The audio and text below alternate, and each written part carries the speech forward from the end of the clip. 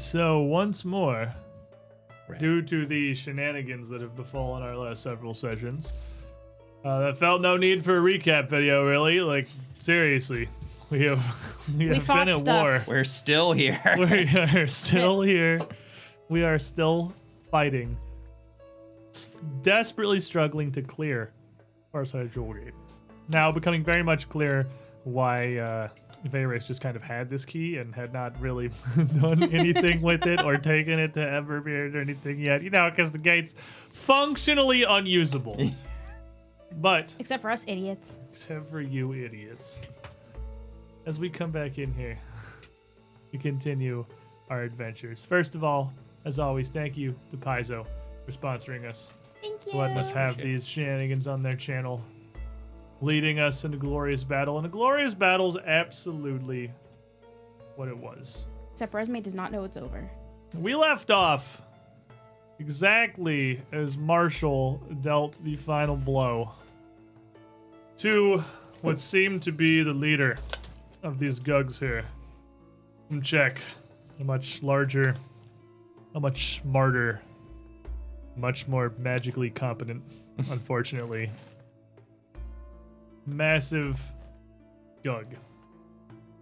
And you're in this chamber still with this ashy hair-like fungus all across the floor.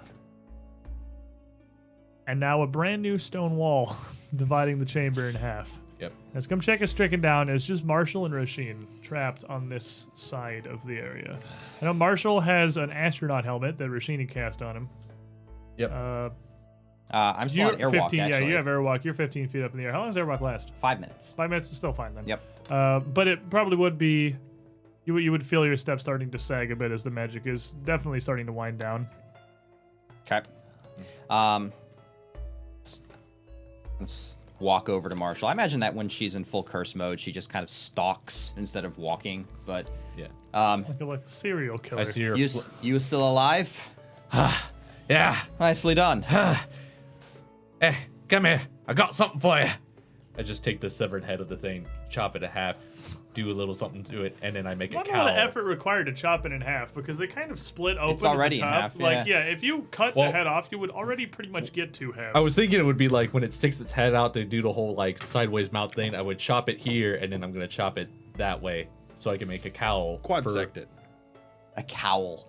A cowl. Holy crap. Make a with cowl like the for me, teeth Roshi. coming like, around. Yeah, just like not like a helmet, like Bone Devil this. helmet. No, it'd be like a Victorian No, dress. I'm replacing my fuzzy shoulder pad things with that and making one for like a cloak or whatever. You know that could look really badass. And it has Partum Uridum!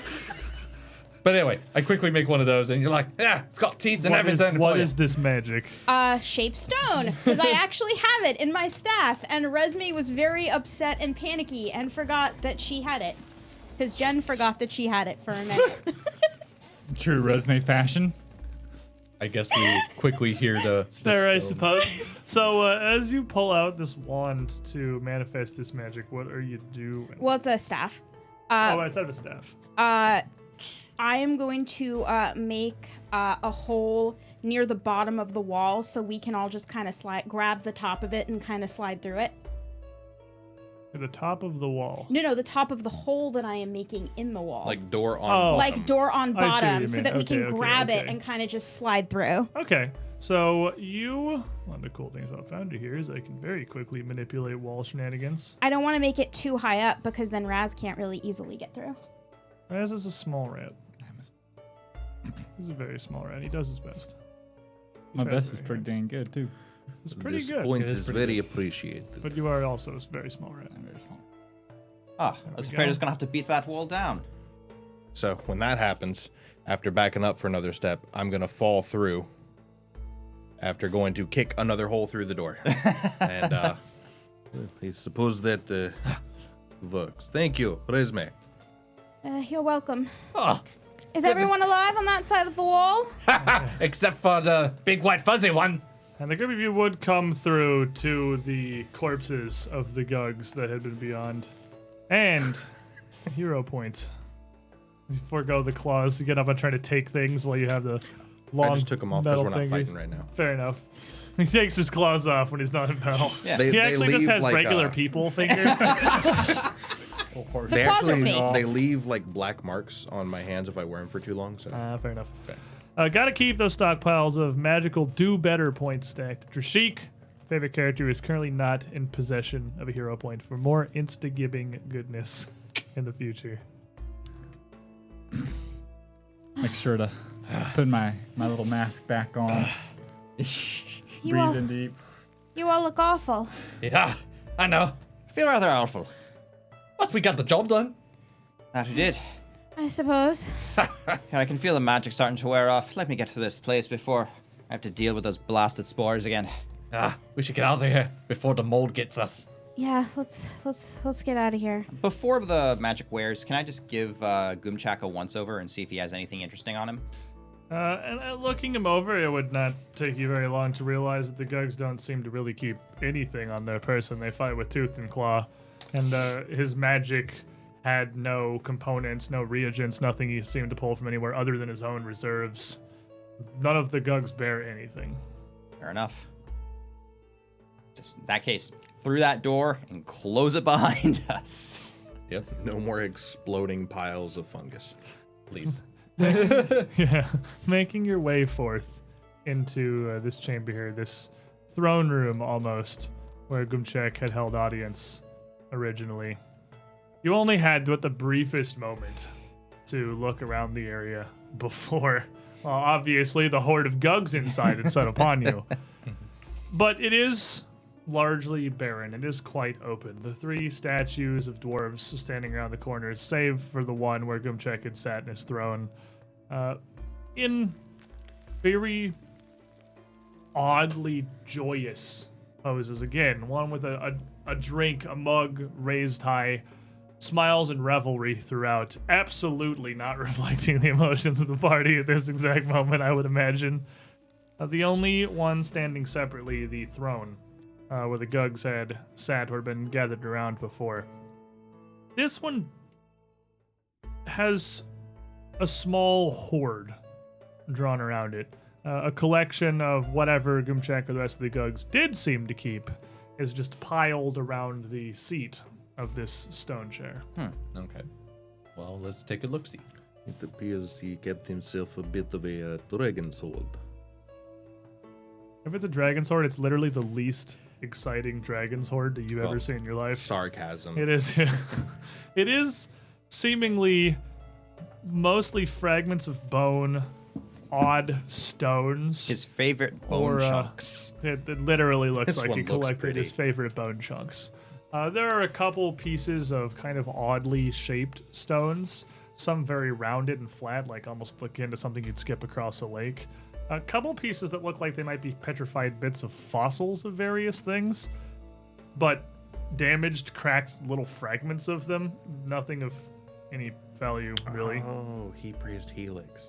However, Mr. Sheik Explodes. immediately explodes and dies.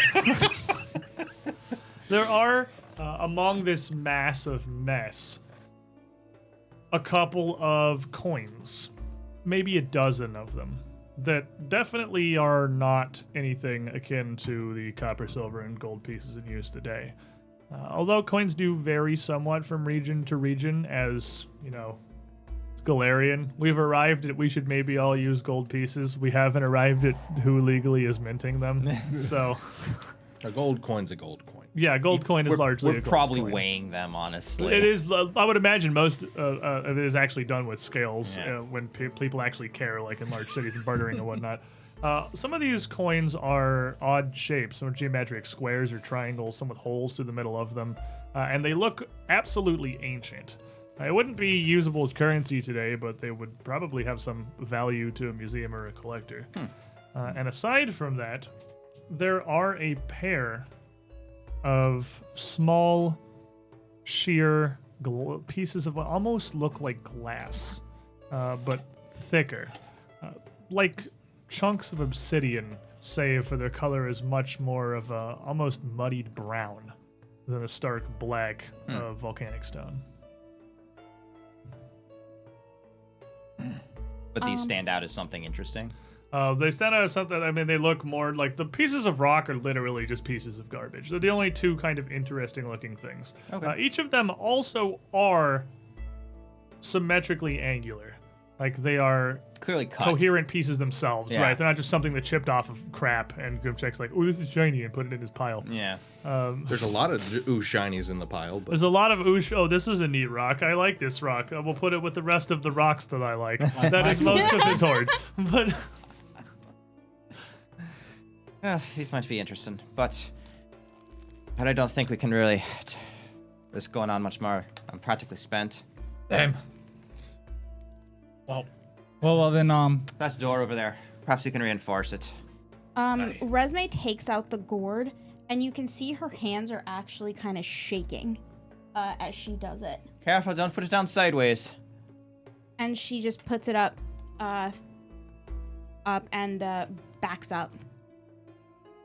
And as you place the gourd on the ground, of course, twisting the stem over the course of the next minute or so, the thing almost starts to inflate comically before it grows up to dominate much of the space inside this chamber. And it's not a terribly small chamber, but filling it and leaving maybe 8 feet of space across the width of the room on either side. Of course, more lengthwise, with your nice little weird yellow gourd house.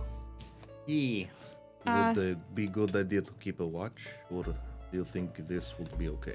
It'll probably be fine as long as we spike the doors. Roshin's gonna take out her climbing kit and just drive pythons into the door. Of the Sick. gourd itself? No, of Oh, the door, room. the actual door of the room. If they Okay, get fair past enough. the spiked doors of the room, You're then pinning. The gourd I know is the not gourd's going gonna to hold save up us. to him. Yeah. You're pennying the doors. Yeah, basically. Whatever Okay. works. Fair enough. So, hammering away at some pythons to seal these doors as well as you can. Fortunately, it is a large stone double door set in a massive stone frame, so it's about the best case scenario for slamming climbing pythons into it to try and wedge it shut. The floor here adjacent stone as well. And as you hammer away at it, you do occasionally see small pressurized wisps of this fungus bursting through. Gonna get you. Just from the impact. It's never- just reminding you that it's there. Never quite enough to actually affect you in any meaningful way besides perhaps mentally. Yeah. You have learned of a new severe allergy. I'm allergic to poison. Deathly so. Resme will go inside the gourd and sit down at the table and take one of the tarts out from the bag and just start kind of absent-mindedly munching on it. And she's just kind of staring off into space and just kind of like blinking a little. But that's really all of the moving she's doing. I go in the gourd hut as well, and I see her. I'm like, you all right, lassie? You're acting kind of funny. Mm-hmm. Yeah, everything's gonna be okay. If you say so, you don't mind if I join you? Sure, you want a tart? Oh, sure, I could use a treat. After all, look at my new cape. And you just see the teeth of the thing dangling. Mm-hmm. That's nice. Freshly butchered, not cured at all. It's literally, it's I licked Yeah. it first. just a corpse. Yeah, Roshin's not gonna wear hers just yet. But So I sit down my axe, and just want some whiskey? No, I don't drink. Alrighty. Just pours himself a small bit, sips it, just kind of staring at her like, okay. once Roshin's done spiking both sets of Well, doors, then I'll come back While in. you're outside setting the spikes in this door, once you get the ones who'd come through lead out to the fungus all largely in place, you notice again a bulbous stone eyeball that is opened up above the doorway that's just sort of looking down your direction, just kind of watching. I'm really not in the mood right now, if you don't mind. Just can't get through gourd, that's for sure. And you walk past to the other door to see another eyeball emerge from the door itself. Hey, Watching how you it as you doing? come towards it. What you Nice doing? door you got there. How's it going, y'all? What you doing? Christian, how injured are you right now? I am. I'm pretty injured. I'm staggering. I'm not like at death's door or anything. I'm not like pouring blood or anything. The curse has kind of sealed the wounds, but I'm still like visibly tired, hair scraggly, singed, probably like dried blood running out of my ear and. In super curse mode, so Yeah, still in super curse exceptionally mode. wary, I imagine, outside of battle. Yeah. Where Raz and Trishik, what are you two doing? Raz in this room has taken off his hat, has You're- taken off his scarf. He's stripped down and getting as much of the spore dust off his clothes as possible, making sure it's not in any crevices or anything. Beating out his scarf. Yeah. Probably over in the corner taking out my alchemy lab just so I can store that sample that I took safely. Yes, yes. I cannot carry the explosive powder in the want vial. this. It must be stored safely and appropriately away. Or else Rasheen might die. So it is just Rasheen that is outside here. I'm outside. I'm outside too. Yeah. Oh, neither of you are I'm inside over the in door. the corner of the room. Yeah, and I'm in Just the other getting corner out of the my room. entire alchemy lab. And Raz is just trying to not track it inside, I think. Yes, Fair enough. Raz is That's being why polite. I was kind of mentally wondering, like, you beating all this off inside the courthouse. No, I guess like outside. that's kind of rude, but okay, you do. Like you live in Warrens, I guess. I'm polite. Polite society, Raz. Polite society, Raz. Polite society, Raz. How are you looking? I know you took some solid hits as well. He's looked better. His fur's a little matted with a lot of blood. Not that great. So, Raz, then, as I imagine you would be spread out doing your things, just Resme and Marshall inside the big old Gordis here. You would also see one of these eyes sort of exude out from the wall. Again, they're not really obvious, but they are much more visible in here, as this room seems to have held up to either the time or the gugs or both significantly better. The walls are much smoother, the floor is much flatter. It's much more obvious when a bit of a bulbous bit of stone almost distends outward and opens into a stony eyeball. You see this one watching you, and you see it joined by a second and a third from the other adjacent wall and one from the ground behind you, almost watching from different angles. Pseudopod comes out of the wall with a pepper shaker. Make eye contact with it and just stare at it. This Miss Roisin, Oh are you being watched? yeah, a little eye pops out every now and then. 1, 2, 3, 4, 6. Oh, it's really staring you down, isn't it? Hey, that's enough of that. Pick It's up like looking at me at the way Marshall looks at a raw steak. kind of pick up a rock and just kind of throw it up there. You kind of throw it up at the eye. That eye would sink back into the wall, only to emerge just a few inches away. Still watching down towards Rez. Why don't you get away from that thing? It seems to have an interest in you. I'm gonna move over to where Trishik is. As you get up and start to move, the floor in front of you is going to open as your foot goes down into a much larger toothed pit. Listen here, you. You guys think you were done? No. I'm gonna need you to roll some initiative. Well, Well then. Do we have to roll because we're in the house? That makes Probably sense. roll. I mean, even if they're not bothering you, That's just fair. so you're on the table. The Raz two of is- you in the house. Raz is ready. is ready. I'm too Two of busy you in the eating. house, you're going to be rolling at a -4 because you're inside, much less aware of what is happening here. That's even better. And let me head over to Sirenscape, another great partner of ours, for some beautiful, horrific monster thing noises. It's our favorite. Yep. It's my favorite for sure. Should have done a medicine check. Well, the tart gives you health back. Oh, it does? A Yeah. little bit. Yeah, if you were eating some tarts, Yeah, you we're would eating actually get tarts. some health. Oh, how much? Give me a second. I'm Did I gonna tell tell you you. exactly how much? Yeah, she did. Okay. Somewhere. So while you find Jen that, tends to hoard them. Marshall, what was that initiative there? With the -4, right? -4. Does it- 5. 15. I was, I 2d8 was plus saying- 4. I rolled a 2, so 2d8 plus 4. Okay. and Resume is your inside as well. 34. That's with a the minus 4. Resume is on edge right now. Marshall's like, He's hungry. Trishik, 34. 34. Who wants to go first? Pair of you. Trishik is welcome to go first because he is Roshin? outside. Roshin is so sick of this. She rolled a natural 1. She's really just kind of like, she's staring at Raz and sees it happen, and she's like, Again. She like almost does not have the mental energy to react at this point. so that's going to be a 20. And Raz rather. 41. Jesus. Ready. No. I'm hurt. I'm not that hurt.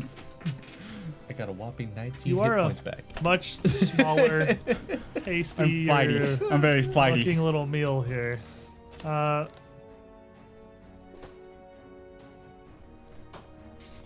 You know you want to. There's a chance not- it gets that nat 20. And This beats him. isn't do I use my villain point? This is I'm so sorry. Oh. Got a 46. Oh. This is Um, I'm so sorry. It's fine. I can take 1. As this mouth emerges, opening directly in front of Raz, Twitchy he reacts quickly enough to not step into it. He definitely does not prepare for it to shoot up out of the ground, launching outward almost like a chameleon's tongue. Still just rock, shooting up from the ground.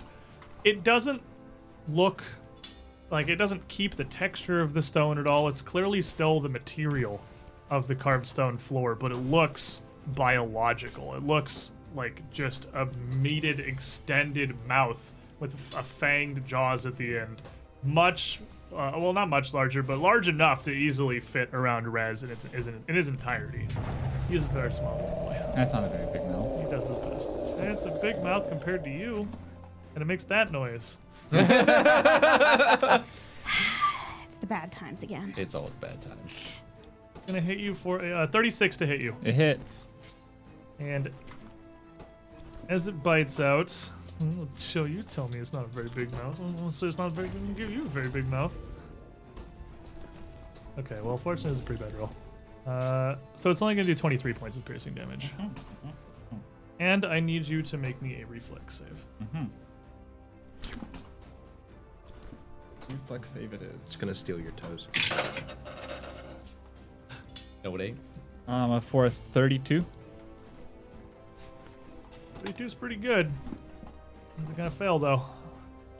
As it reaches up, this maw, biting down towards Rez, comes up breaching like a dolphin before it sinks back into the stone floor, leaving behind the teeth that spear into him, dealing this damage, and then sink back down, extending as they connect.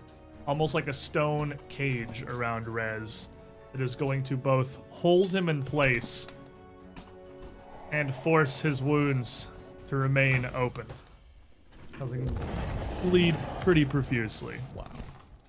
We made the knowledge check on this thing last week. He made a knowledge check against this knowledge thing check. last week. Squid told us something. Yeah. Gave It you might some have been words. right. It might even have been true. It might even have been true. He So, might not have lied to us. We'll see.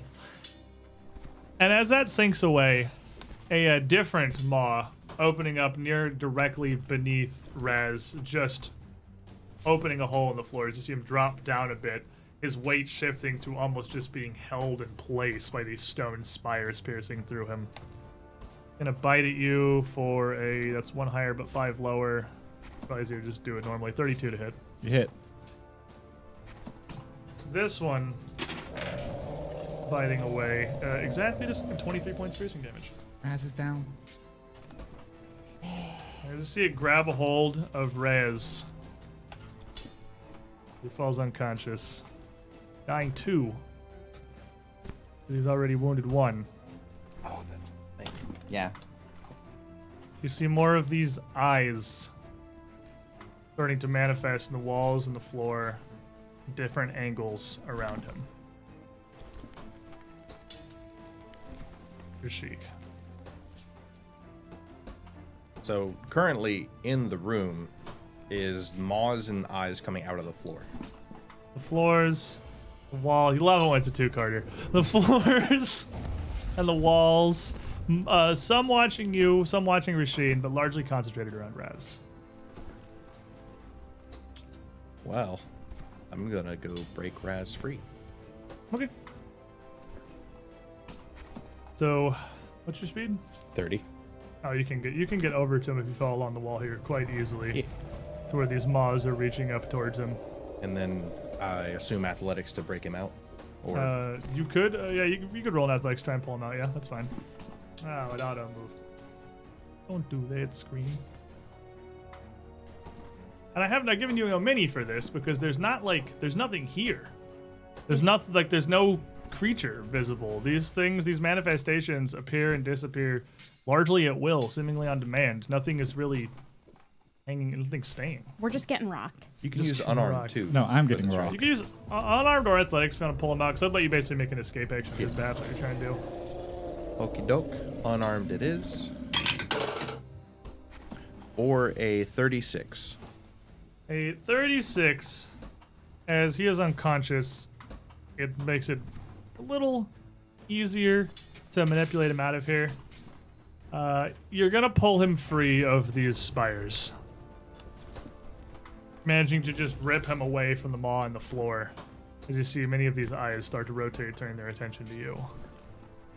You can also see that on the one door that Rasheen has filled, like on the left side of this room here, clearly there are many more of them. And as perhaps someone glances their way towards the door for thoughts of freedom, more of these maws start to form, opening ready around the western door. You have one action left. Do I have him or did I free him? You have him free. You could, I imagine, move at half speed while you're trying to drag him along with you. Okay. Him and all of his stuff. Because you have a very bloody, dying body. My encumbered is like 14. My over encumbered is 19. But I mean, like, you have an entire I'm not worried body, about his like- weight for the Yeah, movement purposes. The whole rat folk Yeah. body as you're trying not to injure him further also. I'm going to drag him 15 feet towards the entrance of the gourd, which I don't actually know where it is. I just assume it's over here. Yeah, I imagine it would probably have been facing the door. That's the area where all of the angry mouths and eyes are? Just to clarify, that's where we're going? Yeah. Okay. Just checking. Just checking. That's a resume inside. You hear grating, stones slashing, and strange roars of some kind muffled by the walls of your gourd home. Get up. Walk over. You see me walk Open- past the door.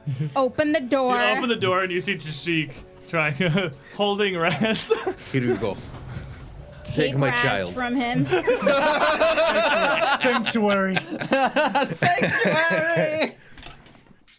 Because I'm going based off of what Raz has told us about this thing. It comes out of stone, not out of gourd. Take Raz from Alright. him inside the house. You have Raz inside the house. I'd say you probably have like one action left at this point. Put Raz down. Inside the gourd behind me. Nice. Rasheen. My child is safe. There's a mouse in my house. It's a rat in your house. As the red mist starts to billow around her again. You've got to be kidding me. So you haven't managed to seal the eastern door yet. But the west one is tightened shut by your climbing kit. Just got to be kidding me. Are there eyes around me too? There would be one or two watching you. Probably just still the one, like on the door itself, watching you. But it's even still, you see it's tracking you slower. Its attention is clearly focused elsewhere, as it's sort of just occasionally reorienting itself to watch your movements. Okay. Even past the door dome, you can see the other wall is starting to grow a terrible infestation. Crying out loud. All right. So, gotta secure the door first.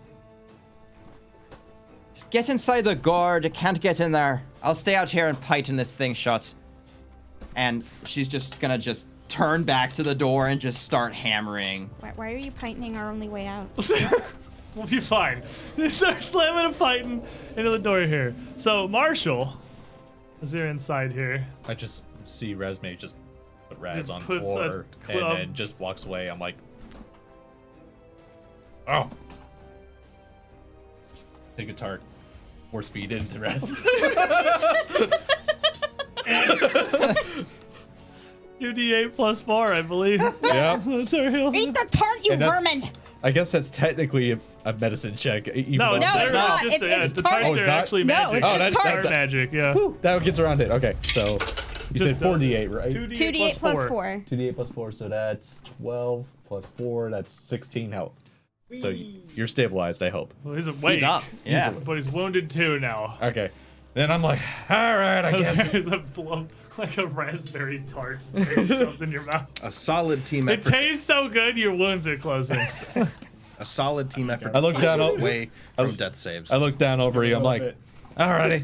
Well, looks like you're good. Pull out Big Red, and I'm just Very far. monster, from I guess.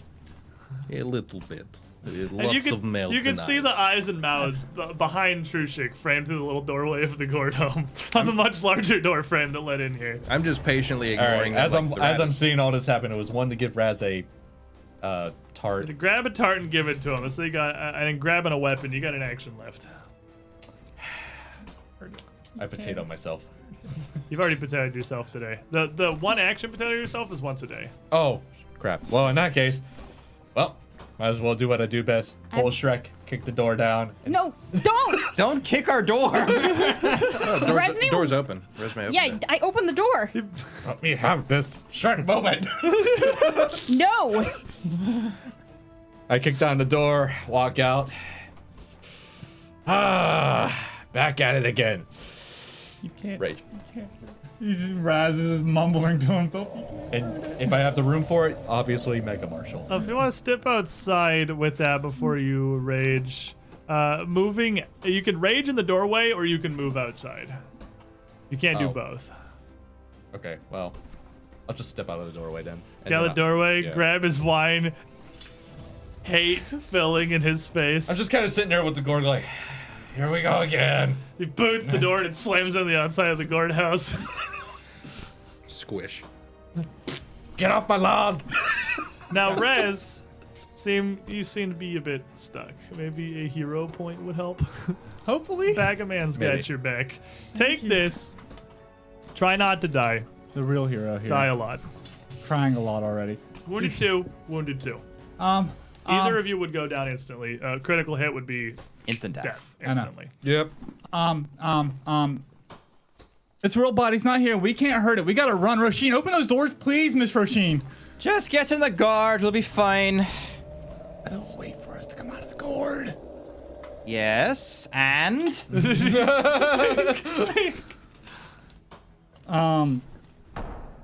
Can I do a recall knowledge to remember if it can get in the gourd or not? from Roshin, from what you told Roshin, she believes it can't. I hope I'm right. Everyone seems to believe that. You said it can't. I said I'll give you some think. So it is occultism. It's an aberration. plus 22. It's a horrible, horrible aberration. Horrible monster, and I hate it.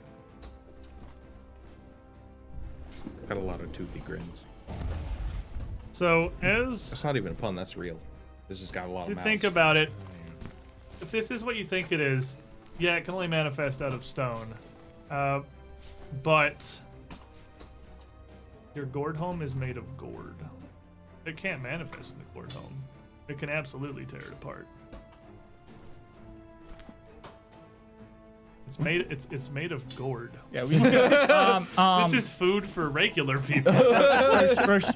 Miss Roshin, I like the line of thought of it not coming into the side of the gourd home, but it can eat it. Of course it can eat it. Just Even throw- if it's really big, no, of course I can just make it. Ah! Be no peace for us in this place. Absolutely none. I guess she'll just dejectedly stop hammering into the door and just And- 5 miles stare. For the rest of my other two action, Raz is gonna sing himself a Yosoki song of calming and cast a 5th level soothe on himself. All right. 5th level, not die. 5th level, please don't die. Fifth I level, was, please let me clutching. not go down to a crit. I was clutching that hero point so tight, it's like left marks in the palm of my hands. I can't lose another one. 23. 23 plus 20. 5th level, Yeah, 5th level. so 20, right? Yeah. Yeah, 23 plus 20. 43 health left, or just restored. So as this thing does not appear to be able to manifest in the gourd. That is accurate.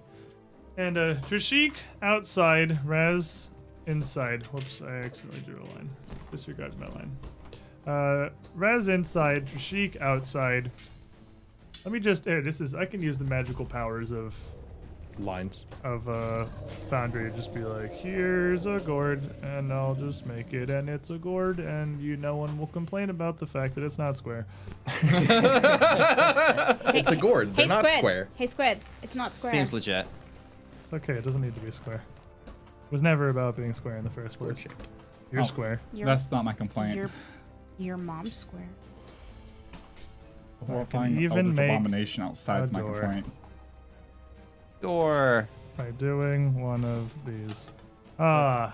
Thank you, quick ability to manipulate walls. Woohoo, door! Alright, so it doesn't actually appear on the map, but you'll get your proper line of sight when it's your turn based on like who we have. By the way, all of the light sources are either behind the gourd or in the gourd. So the front of the gourd is actually pretty much pitch black, save for some ambient light coming around. Obviously, Marshall doesn't care. Also, my Trishik light. absolutely does. Your light is inside, like coming Yeah. through the doorway a little.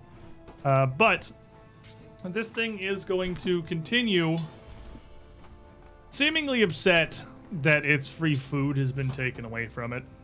The maws near the doorway here are going to reach out towards bye. Trishik. Didn't even say it yet. It's mad at you, though. It's pretty upset. Oh, yeah. I'm getting in the gourd next. Can I interest you in a 49? That is a crit. It was a natural 20, so I mean, I was pretty sure I was fairly confident that was a Good crit. thing it crit me and not the two people who would That have will died. die instantly if it crit them. Yes. That this D20 wants to kill somebody today. It's very upset we didn't get to kill a player character last week. But as Day this is thing was young. already set and prepared, you see these teeth, these mouths extend out from the stone, lancing up from both behind and below Trishik, spearing through him for math amounts of damage. About 50 something. Gonna be 70. 70 points of piercing damage. Whoa. And make me a reflex save.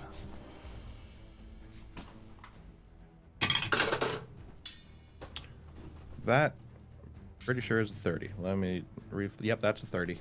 As And, it is, just hand hero point contemplations. He stares. Yeah, I'll, That's a good key use. on his hero point. That's the a good very move. grumpy, stabby feeling in my back made me lurch a little bit, and I will re-roll that to a 2.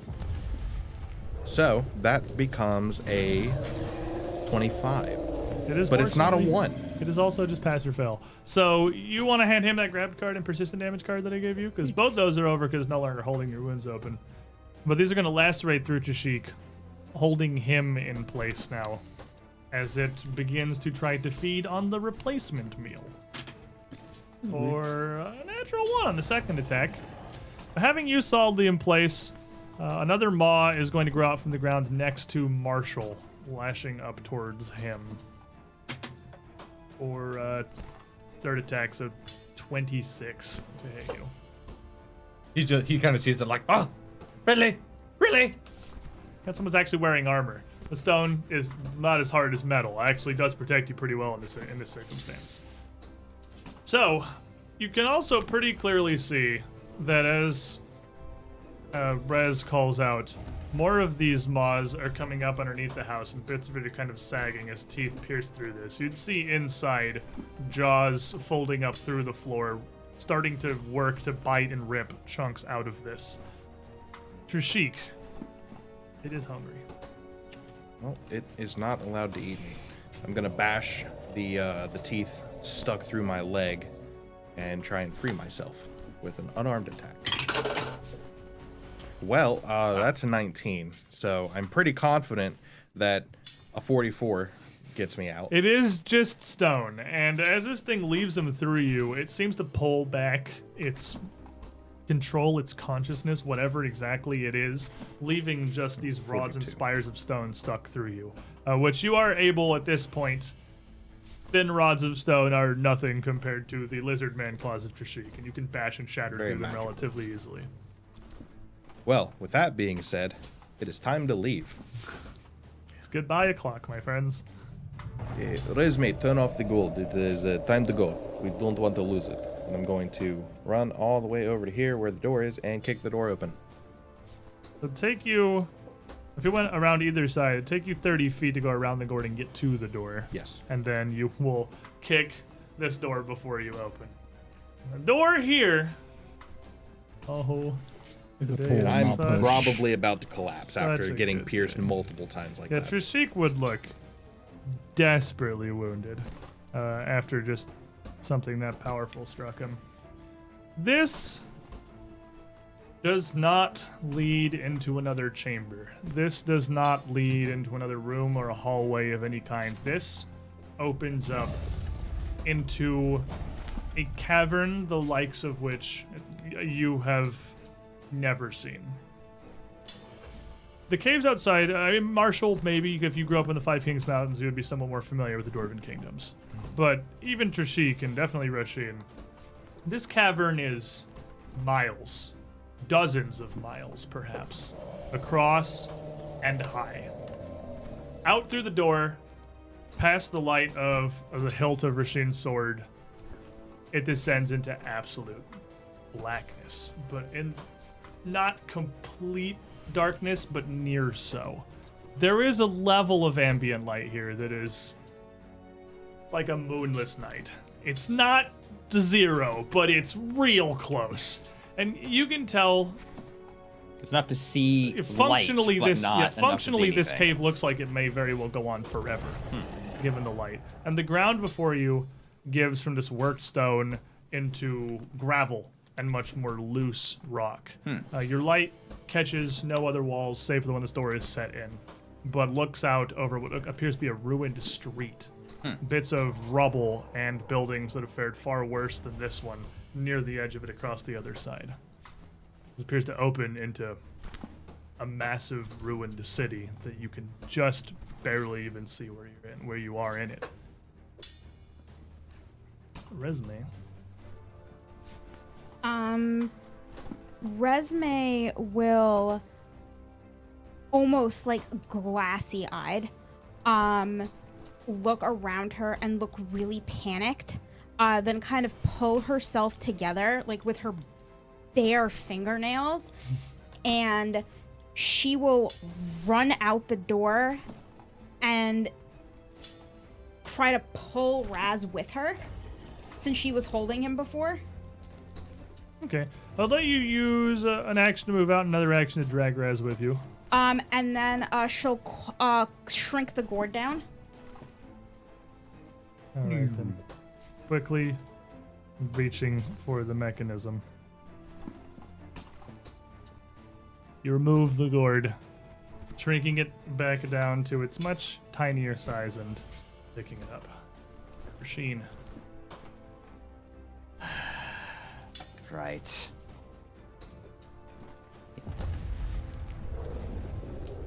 Her wounds actually are closing up fairly rapidly. great. Other than enfeebled, but like. Other than my enfeebled, yeah.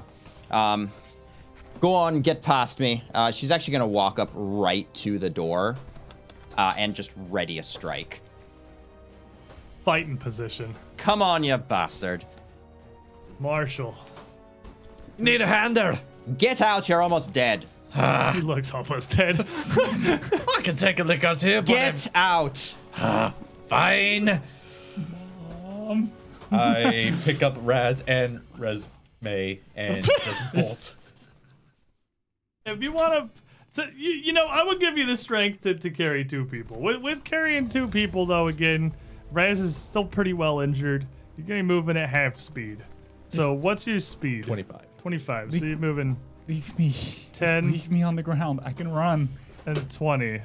And you can get everyone to the door. And that still leaves me with one action, right? No, that'd be picking everyone up and then moving across, trying to hold two. As you go to pick up squirming Raz, he's gonna say, "Don't. I can run on my own. I'm fine. Shut up! Keep I'm going! faster than you are. Just drop me."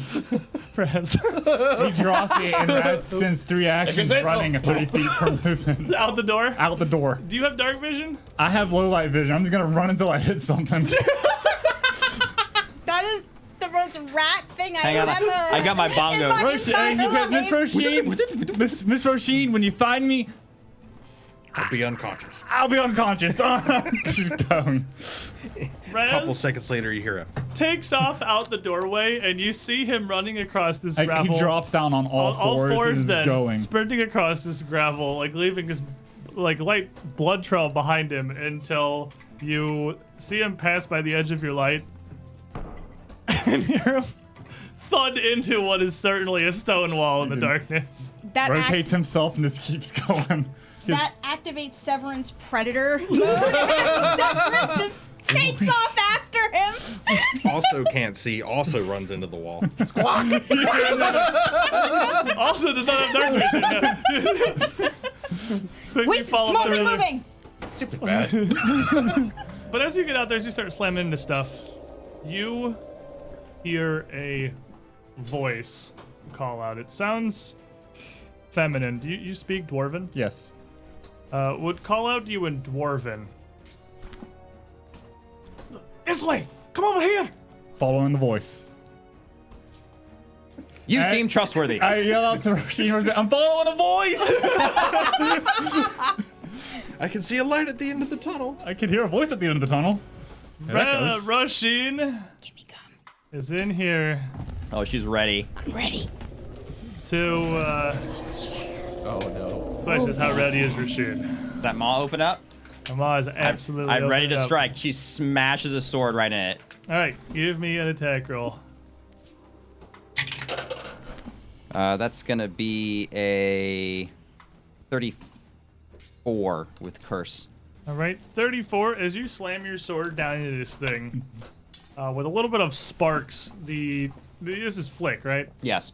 It still has, like, when it manifests up, it does still have a physical blade. It still cuts through things. And then a spray of sparks then coming from Flick, and a clatter of steel on stone. Your blade strikes and just skitters across the surface of what is just stone. This is not the creature. And it bites up towards you for a 30... Reflexive shield. Snap your shield. 38 to hit. 38 normal hit.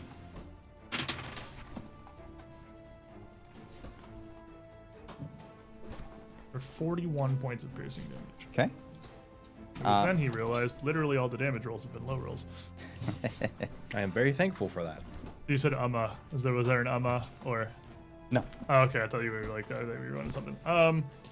As it bites at you. The strike actually I mainly saved the strike to make my AC better. Oh, you got the curse benefits down. That's fair. As this thing slices up towards you, make me a reflex save. Man, I use bulwark because I've got a lot of armored plates in the way of it. Yeah, you can bulwark. It's not really the intended use of bulwark, but I'd say it would definitely help. It has a hard time sparing you. Well, Arcadis gave me this hero point to not die. I think that natural one would probably be good if it didn't Rerolling happen. natural ones is a fantastic use of hero points. That is a it's 19. Very nice. Ready for this nonsense. All right, so that's a 35. What they... Wow. Zach Weevil? Yeah, I mean, you succeed. You lad legally succeeds.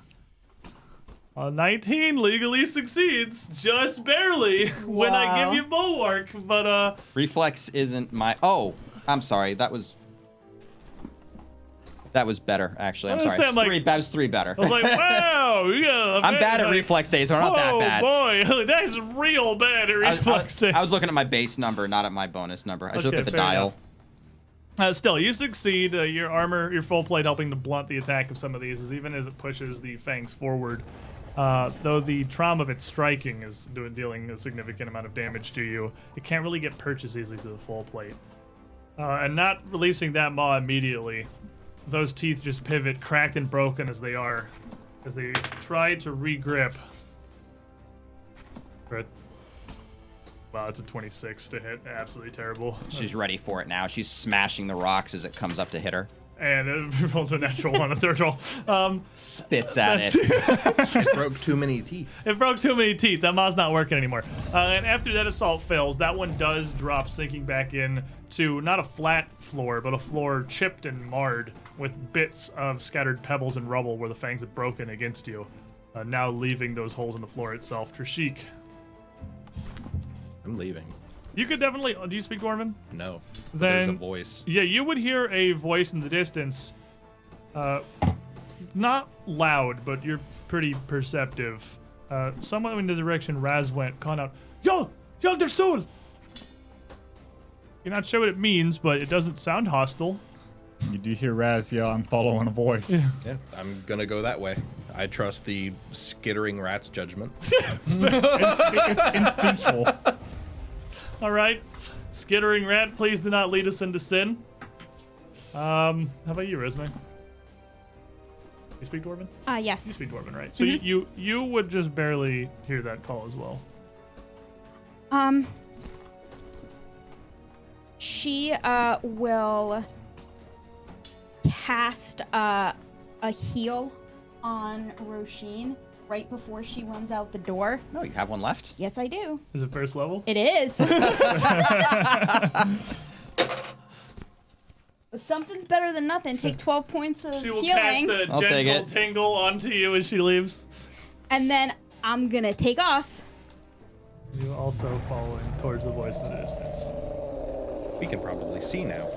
So yeah, as her light comes with you, leaving, illuminating more of the street as she follows, you can see much more of the area around you. This looks like it was once a fairly large highway through what looks like it was an enormous city. Buildings loom up much higher than the projection of your light spell on either side of this road. Many fallen into complete rubble. Many still standing in varied states of disrepair. The outside of this hall that you run away from, the outside of these doors that Trishik has kicked open, are carved intricately with more dwarves in states of revelry and happiness, again at complete odds with the situation. But the buildings around here are of extravagant craftsmanship, or at least they were once. You are heading towards an alleyway. Between two of the buildings across the street. One building, the corner almost entirely collapsed, leaving nothing but a founding block in the corner with a bit of a supporting strut and piles of rubble around it, to the voice behind. As she's running past, she'll hear Severin kind of toddle, Hey, Resme, I found the wall! And she'll kind of pick him up. Stupid bird! You see blood splat on the wall. Oddly bird-shaped. Another one oddly rat-shaped. rat-shaped. Roshin. Roshin's gonna look over at Marshall still in the room. Just kind of like, Gets out, he'll be right behind you. And she's gonna delay until after Marshall's gone. Marshall. it's my job to be the stubborn one. Fine. You better get your ass moving. And he just hauls it. Out he goes. You have dark vision. Yes. So you can clearly see the ruins of an ancient dwarven city. I'm just dumbfounded by You- the architecture alone. The architecture would even be much different than what you would have seen growing up, as this is clearly ancient. It's like the dwarven equivalent of Rome. Yeah. You are looking through squared buildings, perfectly right-angled corners, even crenellations and columns themselves being squared off near perfectly, segmented, heavily accented with cubic or perfectly 2-to-1 rectangular shapes. Yeah. Very much the style, which would be as recognizable to you again as like a freaking Roman pantheon would be to us. As he's kind of running, he just kind of tears up a little because he's both overjoyed by the beautiful architecture, but really sad that it's being ruined because it's been abandoned and whatever. He's like, oh, that's just like the dumb stories my grandpapa told me. Oh God, why is it so terrible? Rashid, hurry up! Rashid. Now that everyone's out of the room, she'll just kind of glare at the eyes around the door. If I were you, I'd find a different place to live. and she'd turn around and just stalks out of the room, probably leaving bloody footprints behind her as she leaves. What a try. Maybe dragging a leg a little bit until the curse pops it back into place, and With she's able to one- walk out. One final roar coming out from whatever this creature is, as a couple of maws punctuate through the floor, trying, seemingly, to follow after you, but unable, unsuccessfully. As it seems that as you get out the door and into the street, this thing can no longer pursue. You find yourselves in a very, very different situation. All of you hurry very swiftly out towards this pile of rubble, following after Raz and Resme and freaking Severin. And you quickly find the source of the voice. A dwarven woman here. She looks to be a good bit older than Marshall, probably, but certainly not old. And if you're not a dwarf, it can be kind of difficult to estimate dwarven age on any spectrum between child and grandpa. You just measure the length of the beard. Does not have a beard. He has a braid. disgraced.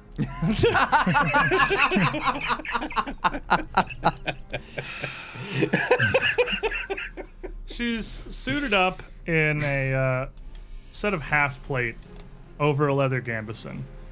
Something that looks a lot more mobile and flexible than most dwarven armor that you would be familiar with. Something that Half plate, the flexible dwarven armor. half plate the flex. Yeah, I mean, yeah. Have you been introduced to stone plate in Pathfinder yet? Because it's a thing that it really exists. Could you Half plate imagine is. fighting that creature while wearing stone plate? You have a terrible God. time. The mouse.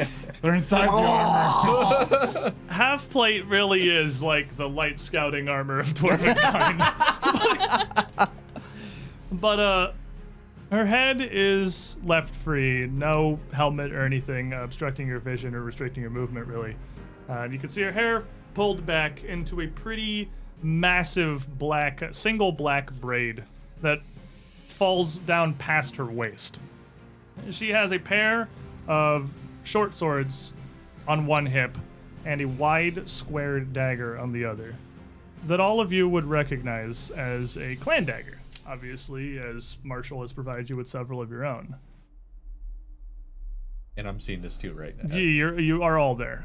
Though hers is in a much simpler leather haft. The tip of the sheath itself capped with iron.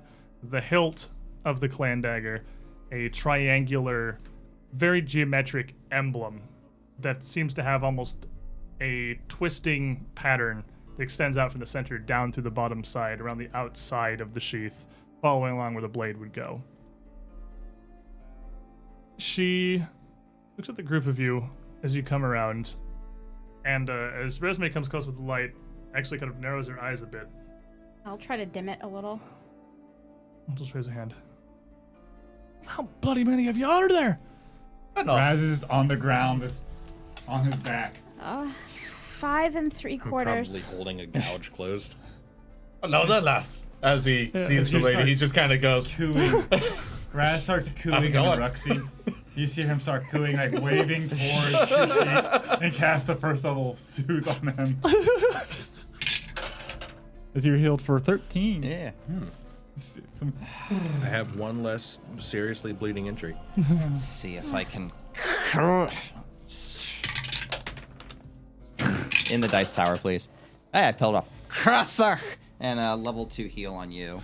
And then, This is called the what we have left pile. and then you hear, Forgive our discourtesy. We did not mean to barge into your home. She'll say in Dwarvish. Speak Dwarvish? And she'll look at you like absolutely confused as you two just start like throwing magic and glowing hands and spells all over the place. and then They're just healing themselves. We don't mean you any harm. Shush. And she peers around the pile to look towards the doorway that you would come through, and you can still kind of hear a distant rolling cry from whatever this thing was. Rumbling, stony roar out from the doorway.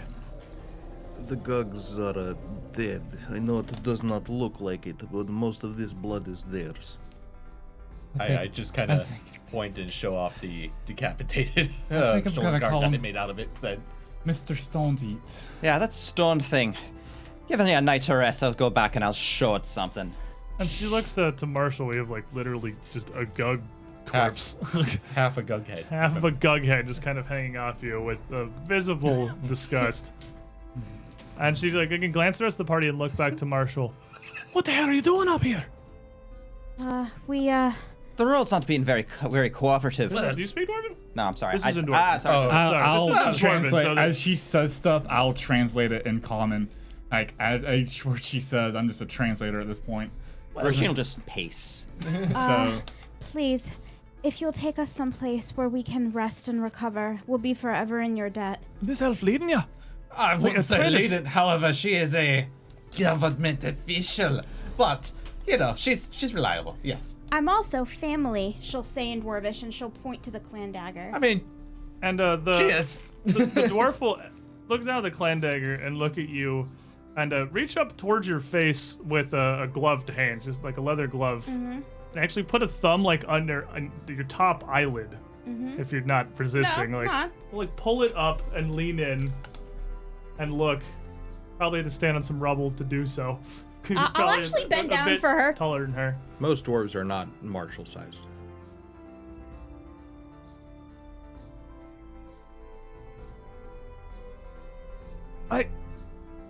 It's I kind got of no like idea a... what to make of this, but I promise you, and I 100% guarantee you, on the grave of Magram, Bronzebeard will have your heads if you're out here without anyone knowing, causing trouble. Wait, We're bronze not, beard? we're not causing trouble. We came, believe it or not, we came to help. The commander sent you. You look like you don't even bloody know where you are. We came through Jewel Gate. Of course we know where we are. No way. What is a jewel gate? Don't worry about it. We'll... It's magic door, basically. Francis right out on his back, still raising his hand up. Do you Oh, get up. You're fine. do you hate the Scarlet Triad? I don't even know what that is, miss. Okay, good. It's a good thing. For clarity's sake, for my sake, where exactly are we? Just make sure we ended up in the right spot. You're knee deep in a Saggorak. How in all the words could you possibly end up here not knowing where you even are? Well, we had a general idea of where the portal would open up to, but nothing exact. Just To Raz. Now we're man in Piak. If you'd be so kind, tell her about the purple worm, please. oh yeah. It's how we got here. The- Good excuse. The purple worm? There was a purple worm. We fought back that way. Yes, make it excuse as to how we got here. Apparently, she seems confused. I'm confused. It's good to be confused. Make her confused. Well, that makes more sense than most stuff you're saying. Things that are a menace, not terribly uncommon. I haven't heard of much of them crawling around in Saggorak.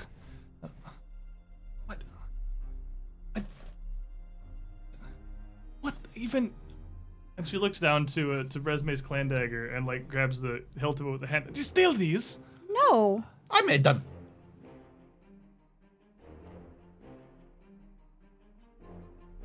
Well, is she giving you trouble over the daggers? And she does a gesture where she puts a hand up in front of herself.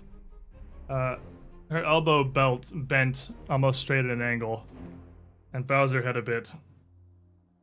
Can I get a society? You can give me a religion. Oh, that's not gonna happen. Does Roshin recognize it? Unless you're a little familiar with the Dwarven Pantheon, probably not, no. All right, fair enough. It's not even like a super popular Dwarven god, really. It's more of a Dwarven demigod. The only one who would, I imagine, I mean, you can make a religion roll if you're probably at least expert. I'm actually master. You can absolutely roll for it. I'd rather I mean, use you've my studied a lot. my lore obscure dwarven pantheon. That's a 40. So with a 40, you want to roll Lore Obscure Dwarven Pantheon, or you want to just let Roshin take it? I'll let Roshin take it. I'm out of breath on my back. With a 40, you would recognize this as a stance of penance or prayer to Magrum, which is an absolute layman's terms Dwarven pharasma. It's very different, but it is the demigod of the Dwarven pantheon who oversees the movement of souls from the battlefield to the afterlife. And it's a connection above, below, and right at the angle to self. Do I see her with any kind of iconography on her? She doesn't anywhere? have any immediately apparent or visible. Okay, so like, just a worshiper, not an symbols or adherent. anything. Okay. At this point, Raz hops up. We're rude. You realize how rude of a party we are. We're a party. We're rude. We never introduced ourselves to our kind savior. Are you speaking in common? Switching back and forth. I don't believe I've been asked to give name. Anyways, I look at her. I want to thank you very much for calling me over here. My name is Raz. Just Raz. It's nice to meet you. The only part of that I would have understood is you saying your name. Like 5 times, yeah. Pass. And let me introduce the two who don't speak Dwarven. That is Mr. Trishik, and this is Miss Roisin. I'm Marshall. Charmed. She says charmed. Mish Oakcrest. All right, you said there were gugs. You said you fought some gugs. Oh, yeah. Yes. 1, 2, Please. 3, 4, 5, 6. That's what brought me out here. We had reports there were gugs massing about. They're all gone now. You're the leader. At the word gug, I can just point. Yeah, I mean, obviously, like Yeah. he clearly has a head. We killed them all. The 5 of you, just Yeah. you killed that. They're very skilled. I mean, I promise you, if you take us someplace where we can sleep and heal and eat and not be in fear for our lives for 10 minutes, we will tell you anything you want to know, and I give you my word of honor that we will do you no harm. Well, and any booze would be appreciated. I mean, this is something I definitely have to be reporting. This is the whole reason I'm out here. But. And she turns and looks out to the south and kind of gestures the group of you to come out around this little pile of rubble a little bit. And points off to the distance. You can see quite far, what looks like over a mile from here, the cave is illuminated with a warm light, just a huge ambient glow, letting you truly see the massive scale of the cavern itself. And this light is bright enough that it is extending up, letting you actually see the shape, the ceiling of the cavern near a mile overhead, far down in the distance. And you can see the silhouette of a massive wall between you and there. Does that lead to Kovlar? Oi.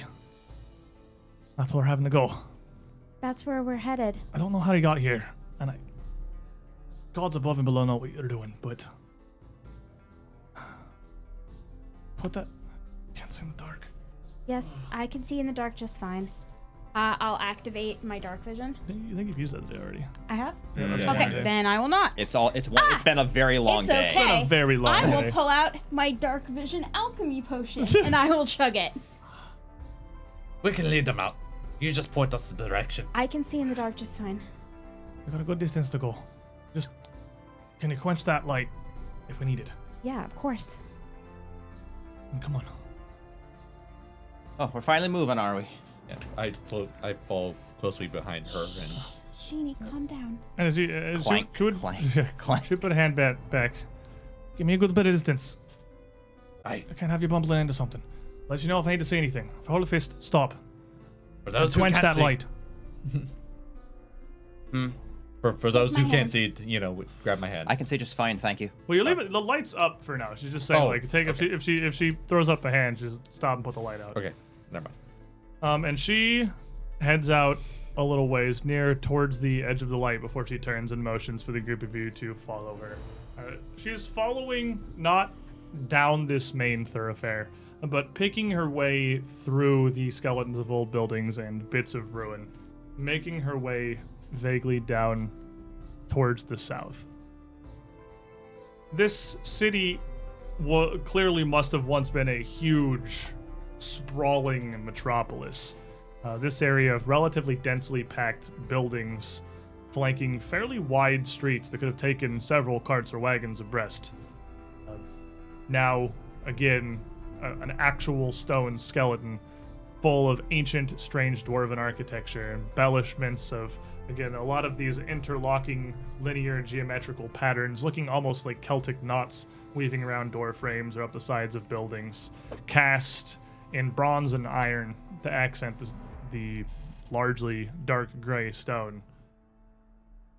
She leads you from this decent distance out ahead for some time before throwing up a hand, stopping abruptly at a corner. We'll stop. And, Well, did anyone tell Roisin what that meant? Because I'm... Yes, I've been told you. We translating. translated. Okay. You guys are getting the rash translation. All right, cool. So Hey. she'll stick her sword hilt in her bag of holding to quench the light. You put it in, dropping everything in the darkness. So Marshall and you with the dark vision potion could see Mish come back towards the party, creeping much more carefully now, trying not to disturb any stone beneath their feet or casting rubble aside. Starve the bed. 8 of them. Give them a moment. They should be on their way. As long as we don't cross paths with any of the bound. And the route I took in here and the route I'm taking back shouldn't bother any of them. Shouldn't have any big issues. All right. And you wait for a moment. She gives it a couple of minutes before, with a quick gesture to stay put, she continues back up to the corner in the darkness, alone, creeping and peering around before she gestures the rest of you to come. I'll put up the light again so they can see. Well, you have it on flick. or Well, she can just she's take it out of gesturing and I can't see her, That's so... I mean, Yeah. Marshall or Rasheen would have to tell just you. Yeah. Kinda, Full just kind of Okay. like, you know, like, go ahead. Okay, cool. Then I can do it. All right, great. As you get the light back out and continue along the way, you keep picking your way through ruined buildings and around streets. Again, taking what seems to be a very odd and difficult route. It was far more complex, certainly, than just following the roads down. But obviously, Misha's going out of her way to attempt to stay some degree of hidden and to avoid things. After another few minutes, as you've crossed probably about 2/3 of the distance back to the glowing lights of what's Kovlar in the distance, she motions the rest of you to come up and join her at a door frame to a building. And as you all come around, comes back to the party. I weren't expecting guests. This... She motions to the doorway. Simply easier if we pay him. You got coppers? Of course. We have some cash. And she steps back and gestures to the doorway. As you look inside, you see what is clearly an undead standing there. Half his jaw actually disconnected entirely and hanging. His tattered rags hanging around his flesh. Several places eviscerated, just hanging there. Top of his top lip he has kind of curls up in a grin. He nods to the dwarf and holds out a hand to the group of you. How much? How much does he take? And again in Dwarven, Mish just says, "Let's give him a cobbler piece." I'll give him a couple pieces of copper. And the man, a Dwarven ghoul, I suppose I should specify, while we're here, assume dwarf unless Tovin told otherwise, even in death, still has a wispy, wiry, and matted, massive braided beard hanging down over the front of his cloak. That's And why his it's, jaw came And that's why, the weight of it probably pulled it down, but it's hanging off center from his jaw as it sort of hangs here. He takes these couple of coppers, nods, flapping this beard and this jaw, and a voice just kind of rumbles out. Does anybody speak Necril? The one language I didn't take. You speak Necril? You would understand coming out from that. Aye, that's Droskar's passage for a lot of you. And Thank you for your hospitality. She'll say back in Necrol. Mish just looks at you. You understand him? Yes. The undead have voices too? Her lip like curls. Like again, more visible disgust than the actual just desiccated gug that's hanging off of Marshall here, as she will physically shuffle like a half step back away from you, and put her hand over the front of her gorget. Come on. And start going again. You can follow closer from here. It'll be relatively safe this close to the wall. I don't know what. That is up to Marshall. I don't know what you're doing out here, or what mess you gotten yourself into, what nonsense you're trying to pull. It's company you keep. Well, I ain't here to pass judgments on it, but if I were to guess, a commander would probably want to pull. I don't know. This is. look. Let me tell you, lads. All you need to know is that these are my brothers and sisters in arms. They're my family. I'm gonna take care of them. We're on a mission to get rid of the Scarlet Triad and try to keep everybody safe. However, we run into a few snags here and there, but with your help, we just need a little bit of a recuperation and a point in the direction. We'll get out to your hair. Everything'll be okie dokie, I promise. I'm better to disdain a Magram for making deals with these undead just to keep the city of Kovlar safe. You had bringing an elf that talks to him. She's just really smart and can speak a lot of languages. Nothing to be worried about. She's too much of a good at tissues. I've actually never spoken to an undead before today. I just learned it from a book. Never, in no part of anyone's history, has communing with the dead led to anything but ruin. Yes, but if I don't intend to commune with the dead and all I want to do is just learn it for information's sake, there's no harm in that. It ain't my place to say. And she's walking a lot more openly now, much following narrower streets that are leading out towards this looming wall in distance that you can start to see is in fact a massive, indomitable looking fortress wall that spans the entire width of the cavern, completely separating these ruins from the lights of Kovlar beyond. Look, I understand that I've insulted you, and for that I deeply apologize. But where I come from, learning languages, it's just what we do. I really did not mean to give offense, and if I've done you a harm, I apologize You feel unrestrictedly. a tug on your sleeve. Hey, Miss Treshway. I'm feeling better in a much safer place. Can you teach me how to speak undead? Not a good time, lad. I'm talking in common. I just gotta pick him up like, not a good time. Please forgive me if I insulted you in any way. We owe you our lives, and Ain't my place to pass judgments. but Judgy McJudge face over judgments. Just saying that phrase over and over again. What does it mean? It's not her place to pass judgment. But she's passing a lot of judgment. perhaps we could try to understand each other a bit better. Perhaps. If nothing else, you certainly throw up my curiosity, but if absolutely nothing else, damn sure feeling like nothing I should be involved in. Look, I'll take you down to the clan hall. We'll speak with the Commander Bronzebeard. See where we go from here.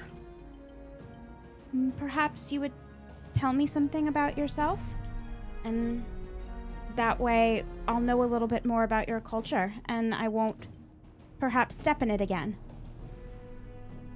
Renesmee, it's best to let sleeping dogs lie. If you got questions, ask him. How long have your people been down here?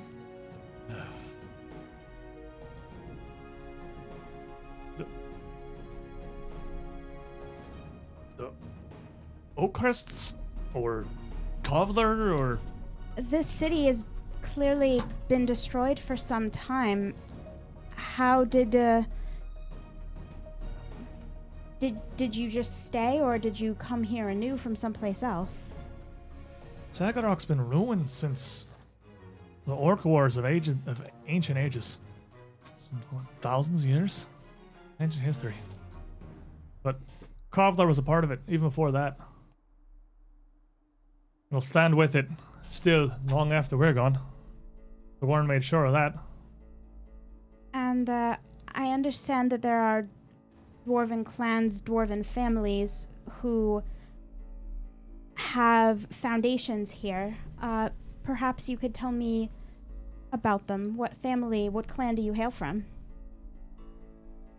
Just kind of looks over towards Marshall. Lass, give us just a moment, please. Let me down. What are you doing? I'm trying to learn about her. We dwarves are very prideful and private people, especially that frickin' elves. But but if I don't learn about her, how will I not insult her again? Look, she's clearly a religious person.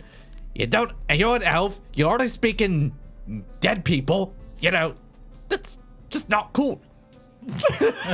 Well, why didn't you tell broke the bro me code, that? bro. Listen, I haven't met a lass like this in ages. For one. Two, you're insulting our culture. I'm starting to get a little mad at you. And even though I'm almost dead, I will eat you. What have I insulted so far? I'm asking questions. For the first time, I'm ever going to ask you this. Keep your mouth shut and let me do the talking. All right. Hand That's in resume. common, so. I just hand resume a scroll, piece of paper at the very top. It says Dwarven Etiquette 101. She'll read it. How not to insult the dwarf. Step 1. Don't talk to the dwarf. Oh, well, that seems silly. Have you met Valia Step before 2, by chance? don't be an elf. You know what? I made Valia like us. Somehow. Well, This is true. You managed to get there. Might have been the we Pesh. Got You mean Trushik was really her favorite party member. you mean compassion? Not at all. I mean drugs.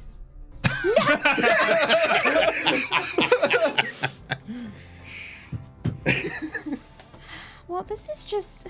I got that out of that Miss Valia's book. Oh, you ripped her. Oh, she's She's good. gonna kill you. On this episode of Pathfinder, we murder each other. It would be difficult for her to get down here all the way. Oh, she would. Oh my Well, god. she's gonna buy a new No, edition. I'm not touching that. She's gonna buy a new edition she anyways. drops it like it's burnt. Anyway, It is too late. You have fingerprints. She'll figure So it out. let me get this straight. There's no escaping. You her want fate. me to be quiet so you can get laid?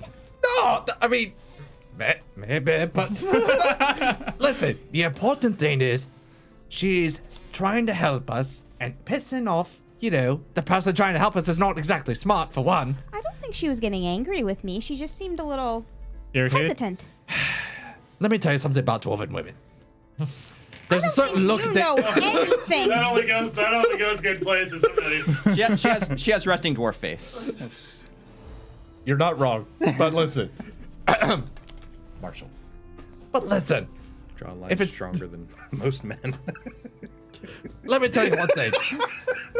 Okay, let me put it this way. Say you're a mother and you see your kid do something bad and you just give them that glare of rage.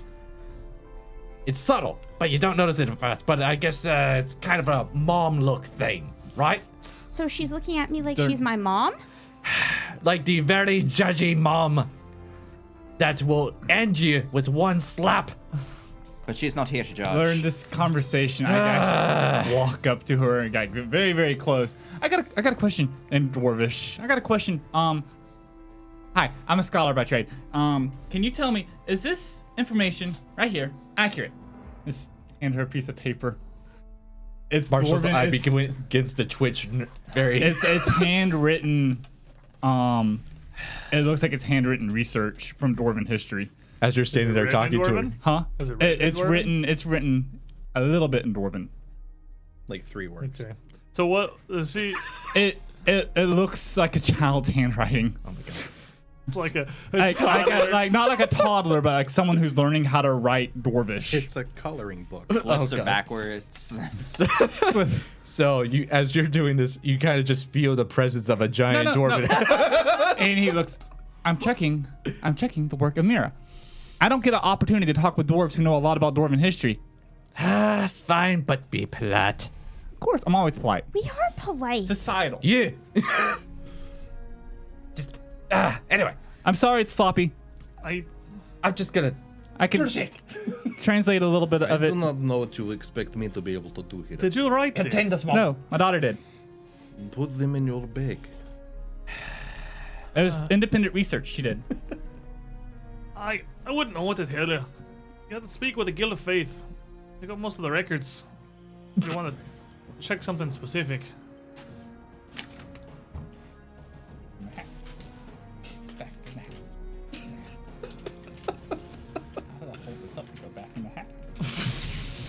Anyway, So, Look, Marshall, was it? Yes, You and your comrades. clan. How did you get here? Give me something Alright. simple. I can tell Commander Bronzebeard. Okay. he starts pouring. He just pulls out one of his mini flasks and just starts pouring it into 2 small cups. Here. All right. So you're gonna need this. Gotta do the dwarven hand, and then yeah. So She just takes it and Yep. hands the cup back. Oh, ask and drink. I appreciate that. Good stuff too. Anyway, so the best way I can explain this is we're individuals that are trying to protect the innocent and track down this evil slavers called the Scarlet Triad. That's the And- Guild of Arms job. What are you doing it in Saggorak? Well, I'm getting to that. We got this magic keystone, used it to open the magic gateway, which teleported us, well, apparently here. So we came across a couple of things. The purple worm chased us out, and then that weird thing with gugs, and then the stone toothy thing tried to eat me and my friends. That's And different now we're from a here. Gug. So there's a portal. There's a portal leading. So Yeah. what is the Scarlet Triad? What? Okay, the Scarlet Triad, they're mostly, unfortunately, they're made of mostly humans and dwarves, and they like to capture innocent people and sell them off as slaves. Is this a guild or a clan? I'm not entirely sure, we're trying to figure it out, but we do know that they have several commanders. We killed one of them after pursuing them, and we're trying to find the rest of them and take down the entire organization so they can stop, slavering people. I don't think slavering is a word. I think it's drooling Well, at that I'm point. not good at words. it could be a word if you use it enough. Slavering is a word. It means to drool a lot because you're hungry. Salivating? So there's a portal of some kind leading out from wherever it is you hail from. Yes. You know what? I'm just gonna do this. He takes like the closest thing to a stick he can find, and he starts like drawing the closest thing to a diagram in the sand for her. You could stop for a minute, I guess. Turn around as he Marshall doodles in the dirt here. He's doing it again. So there's a portal that leads Oh, look, you From- drew the worm. somewhat up the surface, Hey, look, there's hair. directly into Saggorak, and there's some Scarlet Triad trying to use that for slavery. We're still arguing about the grammatical correctness of the word slavering. What? What are they going to enslave in Saggorak? The pawns? Honestly, we don't know. Are they And that's why we're here, necromancers? to find out. Look, this isn't something we know about. Not something I know about, at least. Certainly something I gotta tell Commander Bronzebeard. Oh yeah, of course. If there's a portal leading to Saggorak from whatever, that's something the Guild of Arms needs to know, and something the Court of Regents needs to know at that. Oh yeah. Oh, there's a court? Look, and she starts walking That was again. pretty sassy. Like, No, like a court is in like dresses and like really nice things. No, the eye roll that he did. Oh. she starts walking again as you're getting relatively close to the walls of Goodness, she Kovlar. seems so irritated. I mean, think about it. Just- You would be too. Look, Would I be irritated? I suppose I had to live down here and deal with that nonsense. I mean, you're irritated quite frequently. Yes, but generally not by the company I keep. Oh, how sweet. Probably because you're used to us. No, actually, Raz, I'm still not quite used to you, but I still like you. Oh, thank you. Tousle your hat a little bit. The guild hall's not far past the wall. Hey. The commander will know what to do. What does he command? Rest my. Trust me. Do The you Guild ask- of Arms. See, that's what I needed to know. do you- He's the commander of the Guild of Arms. I just kind of Especially- motion over to Can her. you I'm stop like, Resume from asking questions? She's irritating the dwarves. She just starts saying these dwarven rumbly noises. I have no idea what she's saying. Talk to her about dresses. Yeah, Rastane's just kidding. A bunch of dwarven speak Hey, going around, and she's just like, Talk to her about something she likes. Keep her busy. Keep her interested. I don't think she wears dresses. At least it doesn't seem like Don't she wear would. dresses. Oh, you could I'm totally sure put her she in a would look dress. dashing in a dress. You're so right. but as you No, get up did- about no. about 40 yards out from the wall, as the glow of Kovlar is just starting to raise the light level around enough that the magic you have on your sword isn't super necessary anymore. He raises a hand straight up in the air, and you hear a bell tolling from up on the wall itself, clanging twice before you continue forward. Oh, Opening the walls, don't worry about it. all right. 400. Stay quiet. Instantly not worried about it. Bye, Milani, if we get in there and everyone starts speaking dwarven at me. I'll stick really close to you, Miss Roisin. I'm a good translator. Yes, let the rat translate. I'm not in the mood. They gotta open the gates I could translate. and lower the force field for a moment. Worse. But you follow Mish. Into Starfall. what? You follow Mish in through the gateway in the wall, walking for the first time now into Kovlar itself. Made it. You did it. And we're not. Yay. We're all alive. No one died. We managed Well, to get there. We did the thing. And let me Definitely almost had a last minute death. hop us over yonder. Good Give old me- yonder. A brief moment because I did a dumb. What else is And, new? Normal. Did you side attempt a spin on tech this. upgrade? No, I didn't turn off token vision on this. I don't need token vision. Did I you just press need the button? map. Ooh. You arrive. Ooh. That's cool. Oh, that's some zoom enhanced magic, isn't it? I like this is it. some zoom enhanced magic. Enhanced. Although I will give them that this is actually the inside cover of the book. Okay. So it's something that was given quite a large amount of printing real estate here. At the northern wall of Kovlar itself. And as you make your way in through the western gate here, through this road, past the ruins of Saggorak behind you, you can immediately hear, as if you were walking through a doorway into a town hall, the sounds of life from the city beyond coming through immediately. Near silent from the northern side of the wall.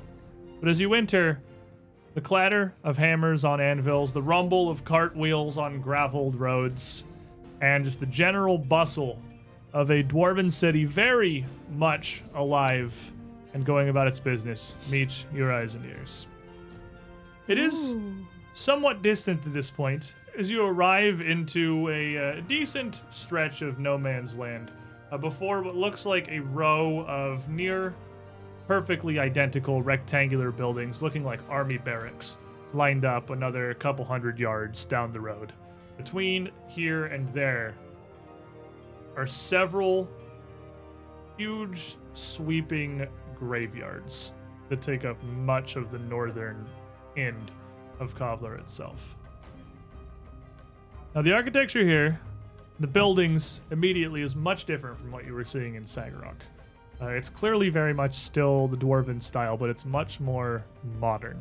And much more of a modern Dwarven style almost hybridizes to something more akin to a city you would see on the surface, as eras and aeons of trade from the Five Kings Mountains up to the lands above has influenced everything, and homogenized the Dwarven culture and the Dwarven constructions to some degree. You're up on what appears to be the higher end of the city. able to see past these barracks, and as you come down the roads near the graveyards, down sweeping across Kovlar itself. A city that seems to span a good maybe a mile and a half of cavern straight out ahead of you and almost as wide before the cavern walls descend in the distance. But descending down still to a fairly large opening at the southern end of Kovlar, where you can see light. All the dwarves are unbothered by the dark. The city is quite well lit, with massive lanterns and sconces set across the wall and down the streets. Warm light pouring out from the forges and buildings lining down every road. Functionally, it is daylight, so nobody needs to worry about dark vision constantly being a problem in a dwarven city, because you can't see color in dark vision. It's still lame. You'd still rather have light. It is worse than just seeing normally. But interestingly enough, to your left, as you come into Kovlar, you can see one of what might be the city's more interesting features. The city slopes down away from you to a coast, a stony shore of a massive underground lake that continues off into the distance into the darkness further than the lights of the city carry. That is the most interesting thing I've ever seen. I wonder if they have a navy, or if it goes out to the, would the water get to the surface? Could you sail out to the surface, I wonder? It's possible. Wow. We'd have to be on the surface level. I mean, I assume this musing's in common. What else am I gonna muse in? One of the buildings here, Gaelic. as you approach, is significantly larger than the rest of them. Magic.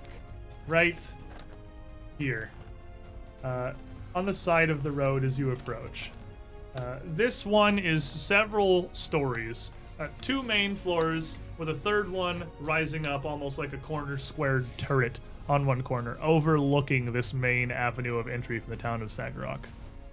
And Mish turns back to the group of you as you approach. That's the guild hall, headquarters of the Guild of Arms. So our Commander Bronzebeard should be, unless he's out in some business in the town. All right. Well, let's go see him. And That's the guild hall where Commander Bronzebeard will be. welcome to Kovlar, I guess. Where we're going, I suppose. Oh, Yeah. thank you. It's Thank beautiful. you for your help. She comes out the front of the building. She kind of stops, sort of the broad but very low steps. The stairs that are almost awkward to take for a human, because they are both so deep and half the height of a staircase that you would be used to. You almost have to take 2 steps. Every on other each step, stair. every other Yeah. step is going up, Every so one other leg gets step's tired. a little weird. Yeah. Ooh, wait a minute. She'll go back into her bag and she'll dig around for a minute and she'll pull out. Don't shapestone the stairs, dear. It's Portable very rude. stairs. And she'll pull out this beautiful bottle that looks like it has aged mead in it. It's actually a very fine bottle of dwarven mead that looks very old and very, very Hold on, my music expensive. flipped the wrong thing. Go back here. Marshall's like, where were you hiding at? Where you couldn't find it. It's best to come with a gift. Was it in a book?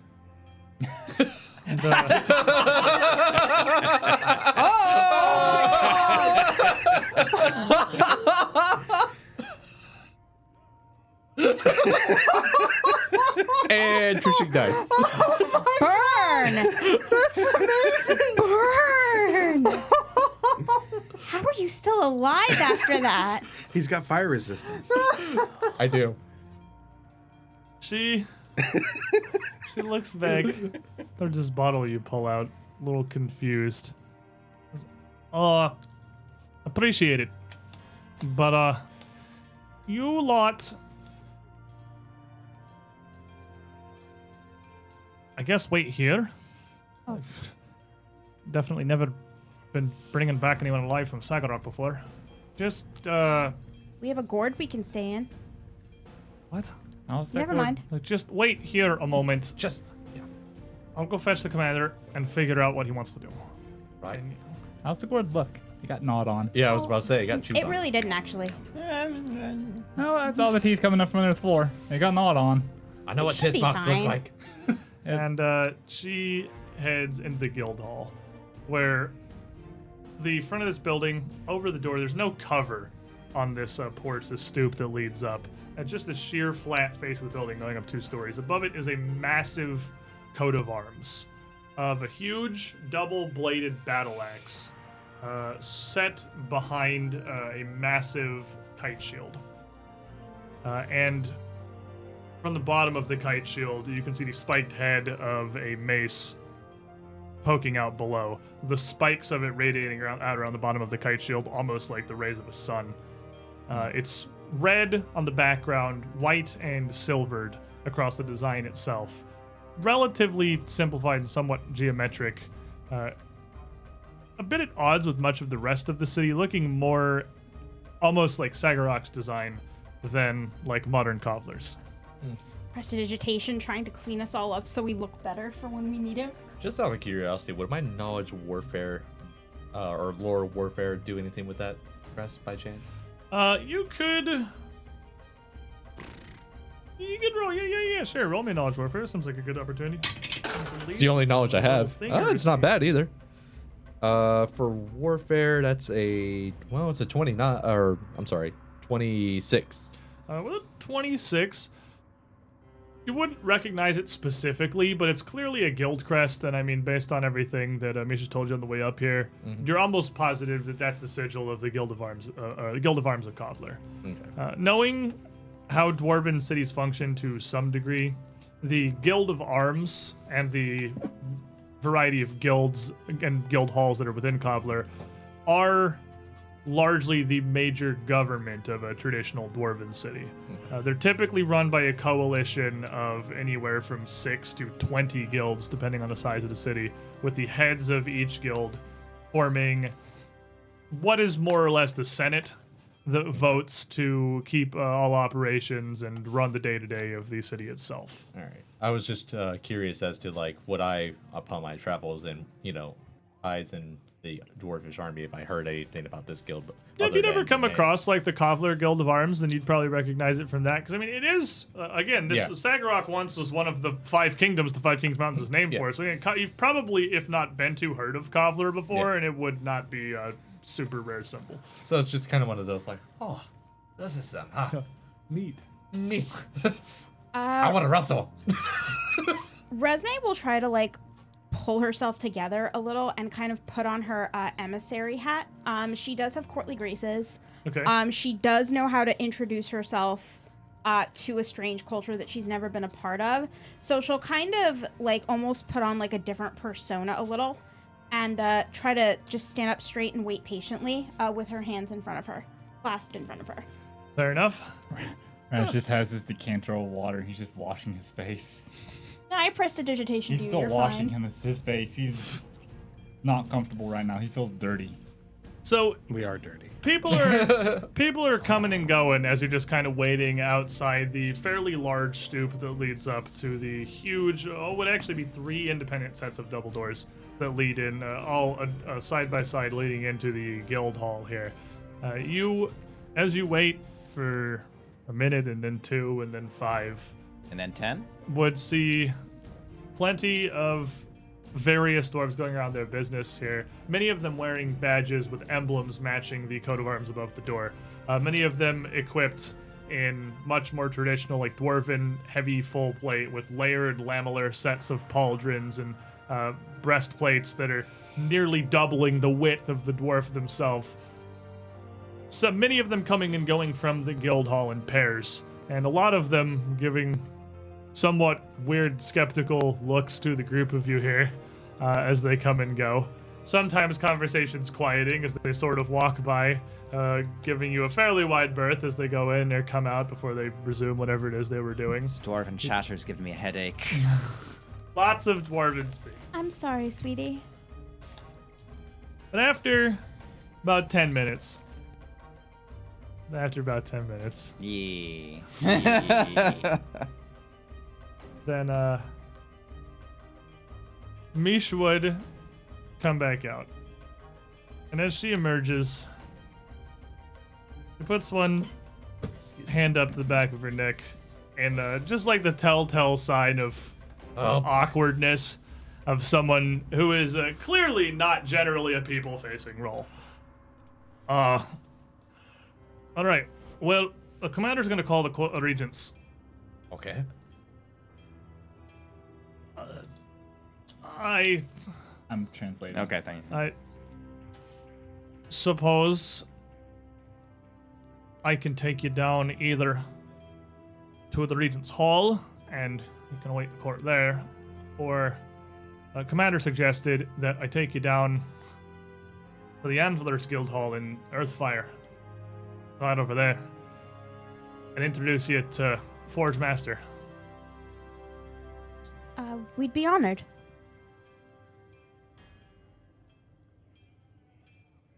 Don't suppose she can give us a place. She can show us to a place where we can get a good night's sleep, can she? I'll translate. Is there any way we could have some place to rest for at least a little bit? We've been out without food and rest for near 30 hours.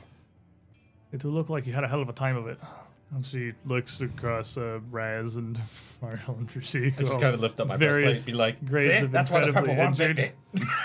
And she looks out towards a prominent clock tower that's protruding up from the center of Kovlar. And as you look down at it, you notice is not a traditional clock. It is not a 12-hour clock as we would know it. It's actually segmented soundly, one section of it white, 1/3 on the back half of it a almost midnight blue. With a hand that's maybe around to where 2 o'clock would be on ours, but there are no matching tick marks. It only bears a single hand, no minute, no second, just one going through. Can I make a lore dwarven clock on that? Go for it. I want to know what's up with this clock. 'Cause Rolly man. Well, you see, underground. You I can just get sketch- that part. Raz wants to just do his lore checks because I like lore checks. I like lore checks. I like it you when the wanna- bard It's the gets opposite You want of to her roll son. for You me? have to roll now because he's not me. I'm not You her. don't. I don't think this has a critical failure. This is You could give it. this is You could- relatively common knowledge. So this Relatively would be common a knowledge. super low You're gonna get DC, clocked in the honestly. head. How do you do this? How do you do that? For 35. It would definitely not with a 35. I want to get the actual number before I give you something and screw this up. So, many dwarven cities, Kovlar among them. It's not a regular looking clock because it's not a regular clock. There's not a sun here. We're kind of very, very underground, and what have been come to be known on the surface, and because of the intersection of cultures where it's necessary to be able to distinguish between like surface days and dwarven days, is colloquially referred to as forge days. Dwarven days are 32 hours long, not 24. Two-thirds of that, much like the almost simulated daytime, is a forge day. It's not exactly a 2/3 split because I think it's 20 and 12. 20 hours of daytime, after which the lights of the city are dimmed. The cavern will almost assuredly become much darker. Most of the road lights and lamps in a traditional city are all extinguished for the Forge Night's Rest, which is 12 hours. Some crazy amount of adjustment you have to do for that. A lot of adjustment. Think of the jet lag. There's no jet. You want to talk jet lag? You get portal lag. 20-hour day, 12-hour sleeps. That's how the calendar works here. Oh, It's not how we're gonna work. Okay. That much. I mean, I forgot. Dwarven days are longer. They're 32 hours. Dwarven days are long. Yeah, 20 hours of actual day, 12 hours a night. You can't just decide Well, that a day is longer. Well, it's not technically a day That's because because you're not the dwarf and don't understand. I know the dwarves are stubborn enough to go and try to make a day longer, but the world just keeps spinning. Well, they don't see the sun. Do we so even they know that the world spins? Are we in the era where we assume everything spins around Galarian? Where do you think? Galarian's flat. Via Galarian- magic. So it depends how much knowledge got lost, because the ancient world knew it, and then Middle Ages happened and we forgot most of it. Galarian- So That was called Starfall here. okay, fair enough then. Maybe I we're am still part ignorant. of the flat Galarian Society. I imagine with all the magic and everything we have access to, it's probably relatively common knowledge. We like have astronomical. Arcadis? access to entire like observatories. That's true. There are literal observatories. I'm sure they're probably aware that the sun We have does not gravity revolve around spells. Galarian. There are spells with gravity in the name, so yeah, we have some level of understanding here.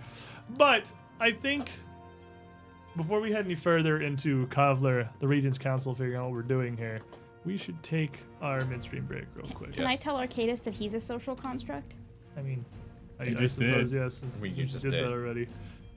So, we have finally escaped Mega Hell World Oh, Mega Hell World. and have arrived in the city of Kovlar. As far as Roshin's concerned, it's just more subterranean people that speak a chatter she doesn't understand. Well, what's really interesting to me Bibbidi-bop. is from a standpoint of how everything functions here and like how Kovlar and Dwarven towns are fleshed out, this is almost stranger than Akravel.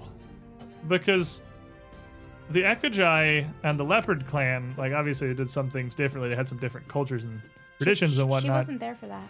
Yeah, but I mean like just in general. But like these guys don't even have 24-hour days. Like they don't even use the same calendar. Like this is You would have think at some point they would have started like, with the people they trade with, start adopting those calendars and time frames. I'm really unclear on how trade works between Dwarven kingdoms and not Dwarven kingdoms because no, they absolutely still use Forge days. They're just too stubborn to change. I mean, I They feel are like absolutely too stubborn to change. I feel like you might just be unclear on the way trade works. Period. Maybe. If you want to trade with Kovlar, you will show up when it is Forge Day and not the Forge Night's Rest. And if you show up at night, you can just wait until Wait the morning. until the morning. Which might be the middle of the night for you when the dwarves wake up, and then we can do our business. But good news is it's a 20-hour day to get your stuff done. But yeah, you have a lot of time. You have a lot of time. You're gonna be You're gonna get so you'll be so dead You're by gonna the be last half barely of that. conscious by the end of it, but you'll get there. So, everyone, we're gonna be right back. Give us a couple of minutes here.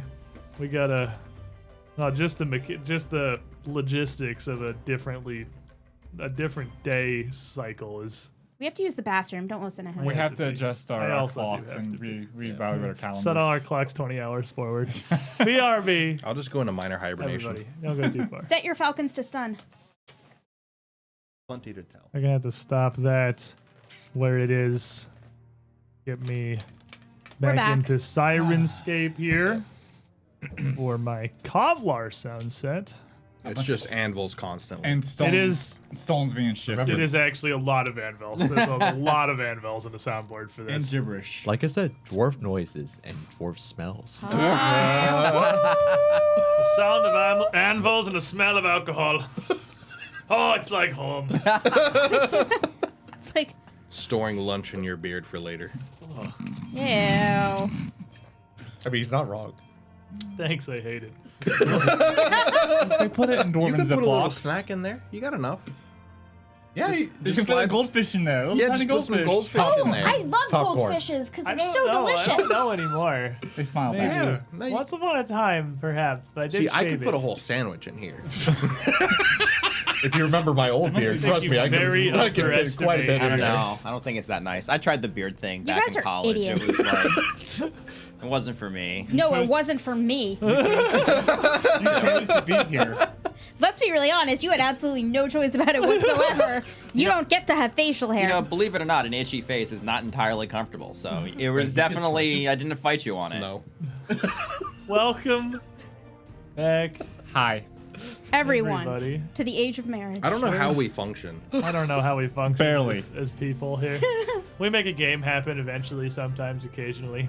We even survive it sometimes. Hey, nobody Occasionally. died. I No mean, one's died You're yet. doing great. not yet. I was close. Approximately 1/5 of the time, in the long term. So,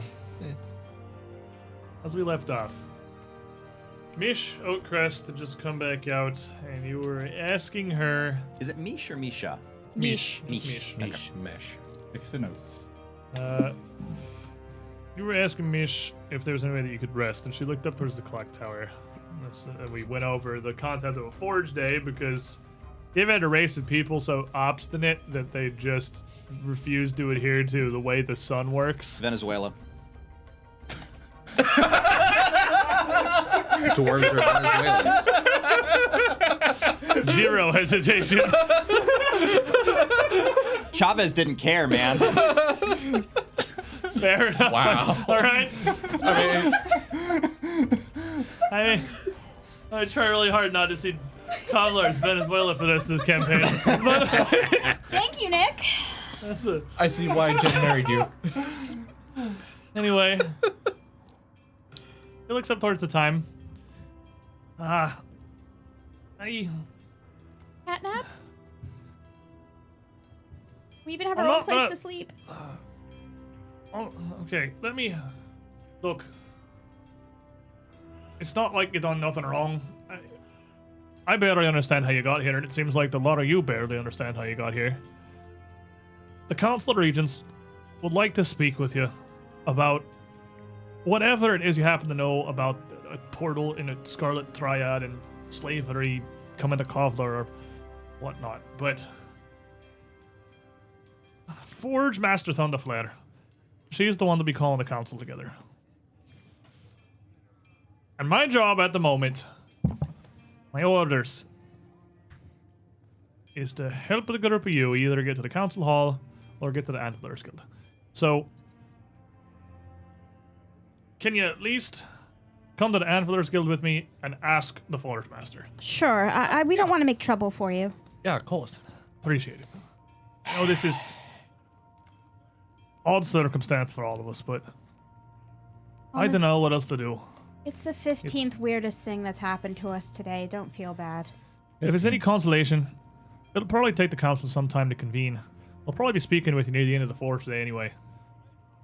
You have, what, like 8-hour days? Or something? You could get a whole night's sleep in before they're actually ready together. Oh, I just need a couple of hours. They're babies. They need like 8 hours of sleep. Well, I only need 2, but I don't. Don't dwarfs rest How for do you 12 even hours? work on 8 hours of sleep? I'd be living dead. I'd fit right in at Saggorak. Well, I'm Our- fine with 2. our working days are a lot shorter. How do you get anything done? Well, we have a lot more working days. Don't. What, you gonna let the steel cool have worked? Oh, I don't work with steel. we don't work with steel. It's more farming and how the sun. We have to schedule how our days work around the sun rising and setting. Oh my gosh. Our lives are so weird. We don't even really do anything. We just we hunt down criminals and Well, monsters. Like I we was- have a weird work day. I was a teacher. Well, now you're a member of Hob. Anyways, And I'm the scout that's escorting you to the Forge Master. yes. So, Yeah, He's a let's just go, I guys. was Come on. like- Raz is switching back and forth, translating and then talking his words and then going back. He's probably putting on a little bit of a different voice too, just so he help Roshin. You're very dedicated. Thank you. So as you come out of Second passion. the Guild of Arms up here, Mish leads you out in the streets. Windows is doing some weird stuff in the background. We're gonna help. This is like, hold on, wait up. Whoa. It's trying too to fast. understand. and Forge updates. Yeah, It's trying Down. to understand. Got to reset your computer real quick. Hold on. into Kovlar itself. And as you get into the actual body of the city here, it's pretty freaking impressive, honestly. The city is bustling. It's incredibly compact compared to a city on the surface. Clearly a result of the fact that they have a literal fixed amount of space to work with here. Human settlements on the surface, elf as well, anyone, they expand over time. Even the warrens of the Yosoki, they can dig more of them. But this cavern's only got as much space as it has. The settlement can't really expand. It can't keep growing laterally. You can go into Saggorak. And go into Saggorak.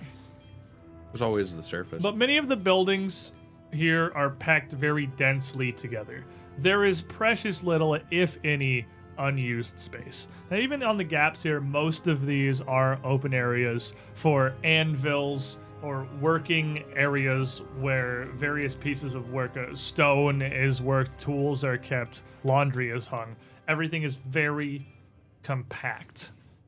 There's hardly alleyways between these various buildings, which again is still different from even what it was up in Saggorak. where the buildings were set across on wide roads with more standard alleyways, passable streets between them. And as you come into this area here, the sound around you is just the clanging of hammers on anvils, near all the light permeating the area, coming from the roaring fires of forges. And even down here in the cave, the ambient temperature, just in this district, is a good 5 degrees above what it was up at the wall you just worked from. From the sheer quantity of smiths and workplaces along the roads and passageways here. I wonder what they use for fuel down here. Mr. Trishik, how you feeling? Got warmer. Bit uncomfortable still in multiple holes in my back. Oh, besides those. Trishik, what do we say to people when they ask us what we do for a living? Mercenaries. Is not a bad answer. We could be traders, mercenaries. Yes. Individuals in the pursuit of more knowledge. No, I mean, the only other answer I can Two give of you. us are. the dwarves do not care about the knowledge. They care about a lot about knowledge. Not about your knowledge. Oh, they They could. care about the knowledge in stones and in metal. Oh, I believe It's not that's a wrong. very limited sight. I'll put it this way. They live underground. They cannot see very far. They can see farther than me in the dark. Point is, just for the time being, if anyone asks, say that we are mercenaries or part of a personalized guild or whatever, that's a more believable answer than anything else. I mean, we are exactly mercenaries. Exactly, We which is the function truth. under the entity of Hob. But I don't- kill tyrants. That's my job. I don't some think of that makes the you. more sneakier details we need to keep quiet, if you catch my drift. You We don't have any already- sneaky details. You have We're already killing mentioned the tyrants. portal. I There work is for not really Severin. much else.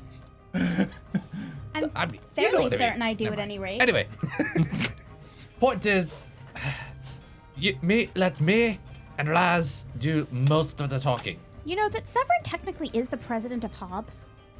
I'm On going to eat paper? your bird if. As soon as I find a man or a woman who speaks common, I will be sorting out the story. They do not need to know much about where the portal is or what it functions as. Fair enough.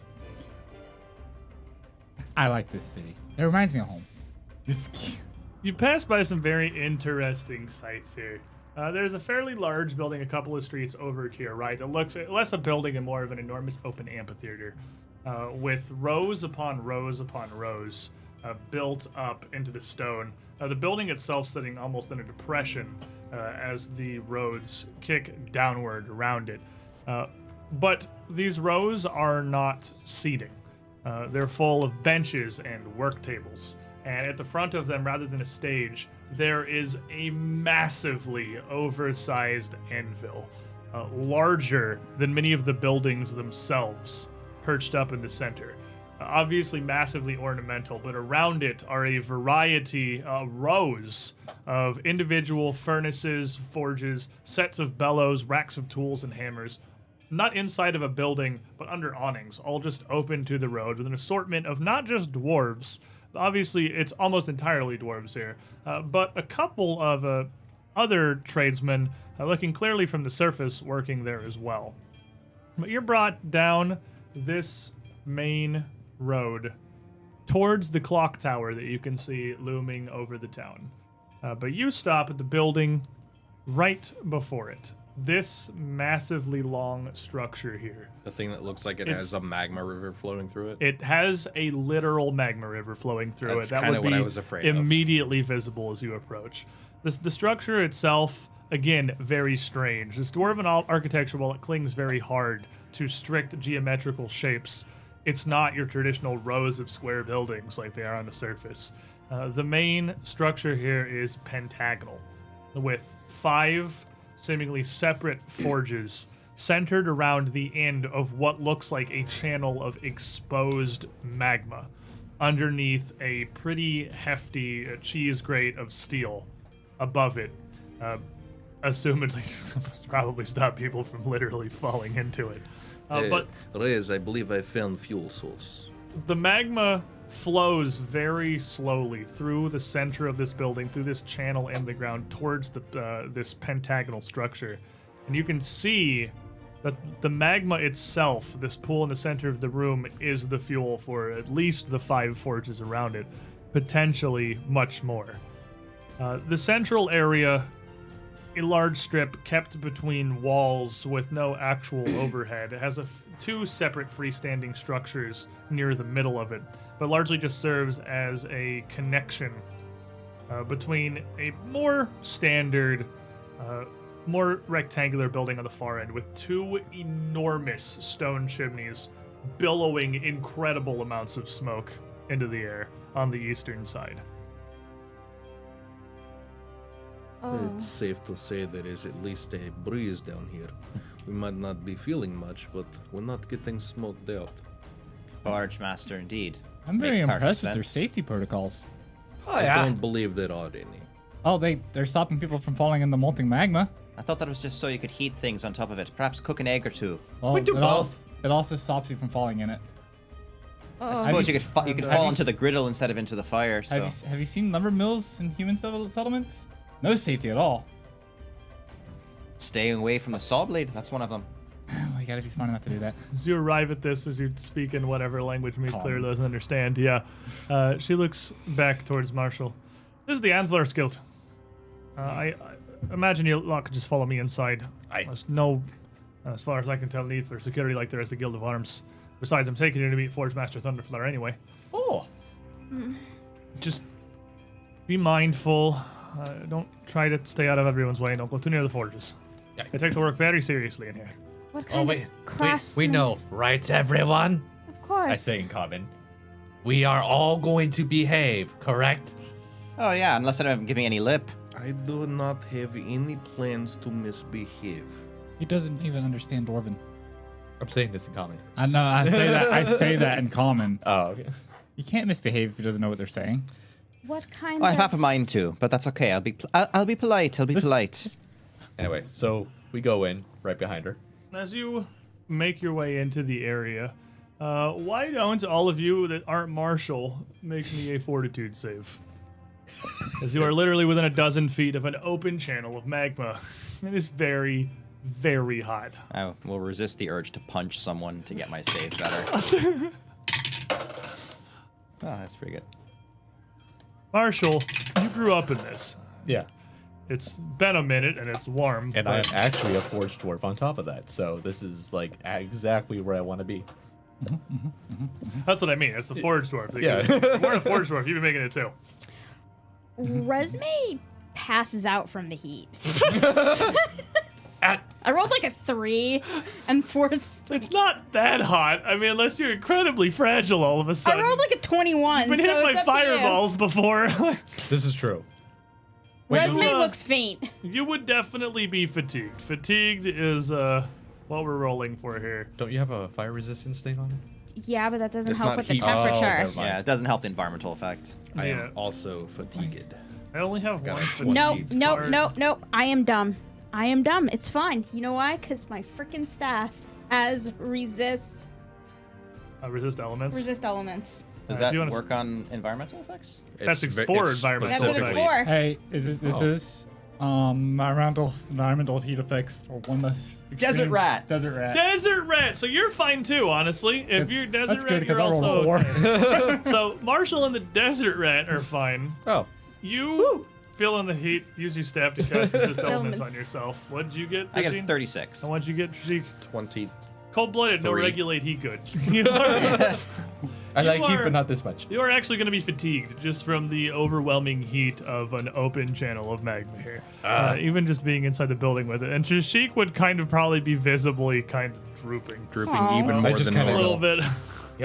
Yep. You all right? Sorry, I it's called believe endure this is called elements. milk. Oh, that's what it is. I just kind of. You can walk. It's okay. I'll cast it on him too. I have Even- enough charges. I think even if Marshall puts him over his shoulder, Trushi is tall enough to still walk. Yes. Resme will He bop just you. kind of leans on Marshall. And just kind of his Still feet walking just with start his feet. moving. It's like Suppose the two-man horse costume. the heat would dissipate off of me, and I would feel much better. With resist elements, you'd be holding up a lot better here. And as you start casting spells, you draw some weird looks from people in the guild.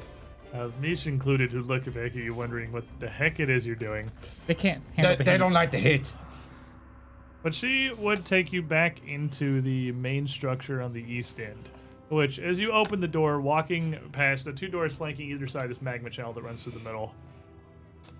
Opening the door, standing next to the magma channel, a wave of heat rolls out of the doorway, as the inside of it is the source of this magma channel, where it is actually piped up into the area. A massive combination of strange mechanisms, huge works of plumbing, cranks and pumps of black metal are being worked by a few assorted dwarves here, which is keeping everything flowing throughout the area, keeping everything even, clearly. As there are a wide variety of assorted gauges, dials, and it's a surprisingly sophisticated assembly they have in here. It's a far cry from man standing at anvil with hammer. What they have here in the Anvilers Guild has become a science of keeping everything working here, of perfect efficiency and functionality. And that's clear as day, even just looking at how everyone's working. Most of the dwarves are clothed in incredibly thick aprons of a massive leather, probably wider than your fingers, around, just as a protective measure around them. Many of them also sporting some incredibly wide goggles that cover over the entirety of their eyes and even go down over their noses as well. But even though near every dwarf here has a fairly prodigious beard, the apron is large enough that many of their beards are tucked back inside the aprons to keep them out from free hanging around the various hazards of the Anvilers Guild. Glorious beard does not matter if you burn it off. That could Yeah, get it's not hairy really glorious quick. anymore. Yes, OSHA does exist in the city. It does. Well, this is really good at what they do. So as Marshall's looking around, like, Oh, this is very. Is that the Blackbeard method that's being used on that turbine down there? And Mish would come back and look. Probably. Not much of a craftswoman, truth be told. Oh, well, I'm impressed. Very impressed. But she would lead you around to a dwarf who, standing back in the corner at a standing desk, one side of which is actually a massive metal post with the hammer and tongs hanging on the side of it. A woman that does not look remarkably different from the rest of the dwarves in here. She is, honestly, if anything, even a bit small for a dwarf. Has this same enormous apron that connects down to an entire skirt hanging all the way almost down to her boots. And save for an undershirt that stops at the shoulders, not much other than that. Her outfit, very simple, very functional. She has a pretty massive stone hammer tucked into the side of her belt. And her hair, which clearly was once a very vibrant red, but growing with streaks of gray up from the hairline, pulled back into 2 curled braids that ring around, staying close up behind her head, never going deeper down than her shoulders. She also has biceps bigger than my thighs. She has biceps around the size of her torso. This woman is absolutely jacked. Like, she's, I guess, hammered. Ooh, rough. But as you approach here, Mish drops down to one knee, putting one arm out over the knee she has planted forward. Flourish-Master Thunderflare. I motion to the others, bow like her. Why would I bow to this person? Just do it. It's not a lot She of does place. not notably look different. She has this weird big stone hammer on her hip, but otherwise really is not, has no badge, has no symbol of station really. She looks almost like everyone else. The dwarf knows. Flourish-Master Thunderflare. Commander Bronzebeard has sent me to escort Marshall and his clan to meet with you. They've found some interesting things in Saggorak, and the commander believes the Court of Regents to be called. Of course, at your discretion, Forge-Master. And she turns around and looks at the group of you. I'll Sorta. curtsy. waves you to stand up. Raz never bowed. Yeah. Yeah, I'm bowing. Get up, oh, Crest. I like to cling to such traditions. And she switches to Talden. I imagine the group of you Oh, thank God. probably ain't as versed in Dwarven. Not at all, actually. You think correctly.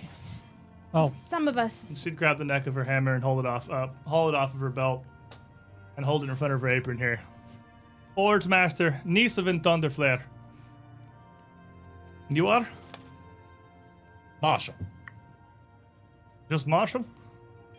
For now, yes. For now, yes. There is a couple of interesting things we have learned recently. I am Trushik. It is just Trushik. Raz takes off his hat. Raz, just Raz. Not one for clan titles from the surface, I take it. Well, it's just Raz. I'm Roshin. I had a clan at one point, but it's just me now. Resme, Galat Chaman. I won't do you the disgrace of trying to stumble my thick tongue over that their name. You but can just call me Resme, that's fine. It's an honor to meet you, Forge Master. a pleasure to make all the rest of your acquaintances. She puts the hammer back at her hip. Scout Oakrest. Tell the commander I'll take it from here. If I see need to call the Council of Regents, I'll send word to the normal channels. But as you were. And Mish nods and stands up. Of course, Forge Master. And with a quick nod of her head, turns to leave. Bye, Mish. And Nice meeting you. the Forge Master looks at the group of you. It's I understand an unpleasant place for surface folk. Come on. We can speak upstairs or outside. I'm so happy right now. It's so warm. Very kind of you. Raz just had a big old rat grin on his face this entire time. Oh, you like the heat too? It reminds me of home. The concept of a rat grin Does is it? just so weird. Very toothy. He points to a staircase in the back of the room. Come on. We can head up to the offices. It's cool enough it won't burn paper up there at least. It's not even the temperature so much as we have some magics to protect ourselves from that. We're just very injured and tired. Well, if Bronzebeard knew the absolute first thing about welcoming visitors or working with anything other than his own kind, he wouldn't have had you dragged in here by your scruffs the first thing you walked into Kovlar, it looks like. Like y'all look like hell. Oh, We feel like it. It's enough description of what's outside the walls, actually. we feel like hell. Come on, it's cooler upstairs. The bellows blow the hot air down the channel. Very kind of you. Thank you. And she takes the group of you up to the top floor where it is literally like 20 degrees cooler. It's definitely still warm. It's probably like in the 90s, but it's not like face meltingly hot anymore. It's just hot. It's more tolerable. But as she gets up there and leads you through a much more traditional upstairs area, hallways with a couple of offshot rooms lined up to a third story where a door leads into a fairly large office that dominates at least half of the top floor of the eastern side of the Anvilers Guild. There's a massive stone desk set up here, and the building itself, walls, floors, and ceilings, even all the way up to the third floor, seems to be almost entirely of stone, if not completely of stone or bits of metal supports. There's no wood anywhere, not even in most of the furnishings.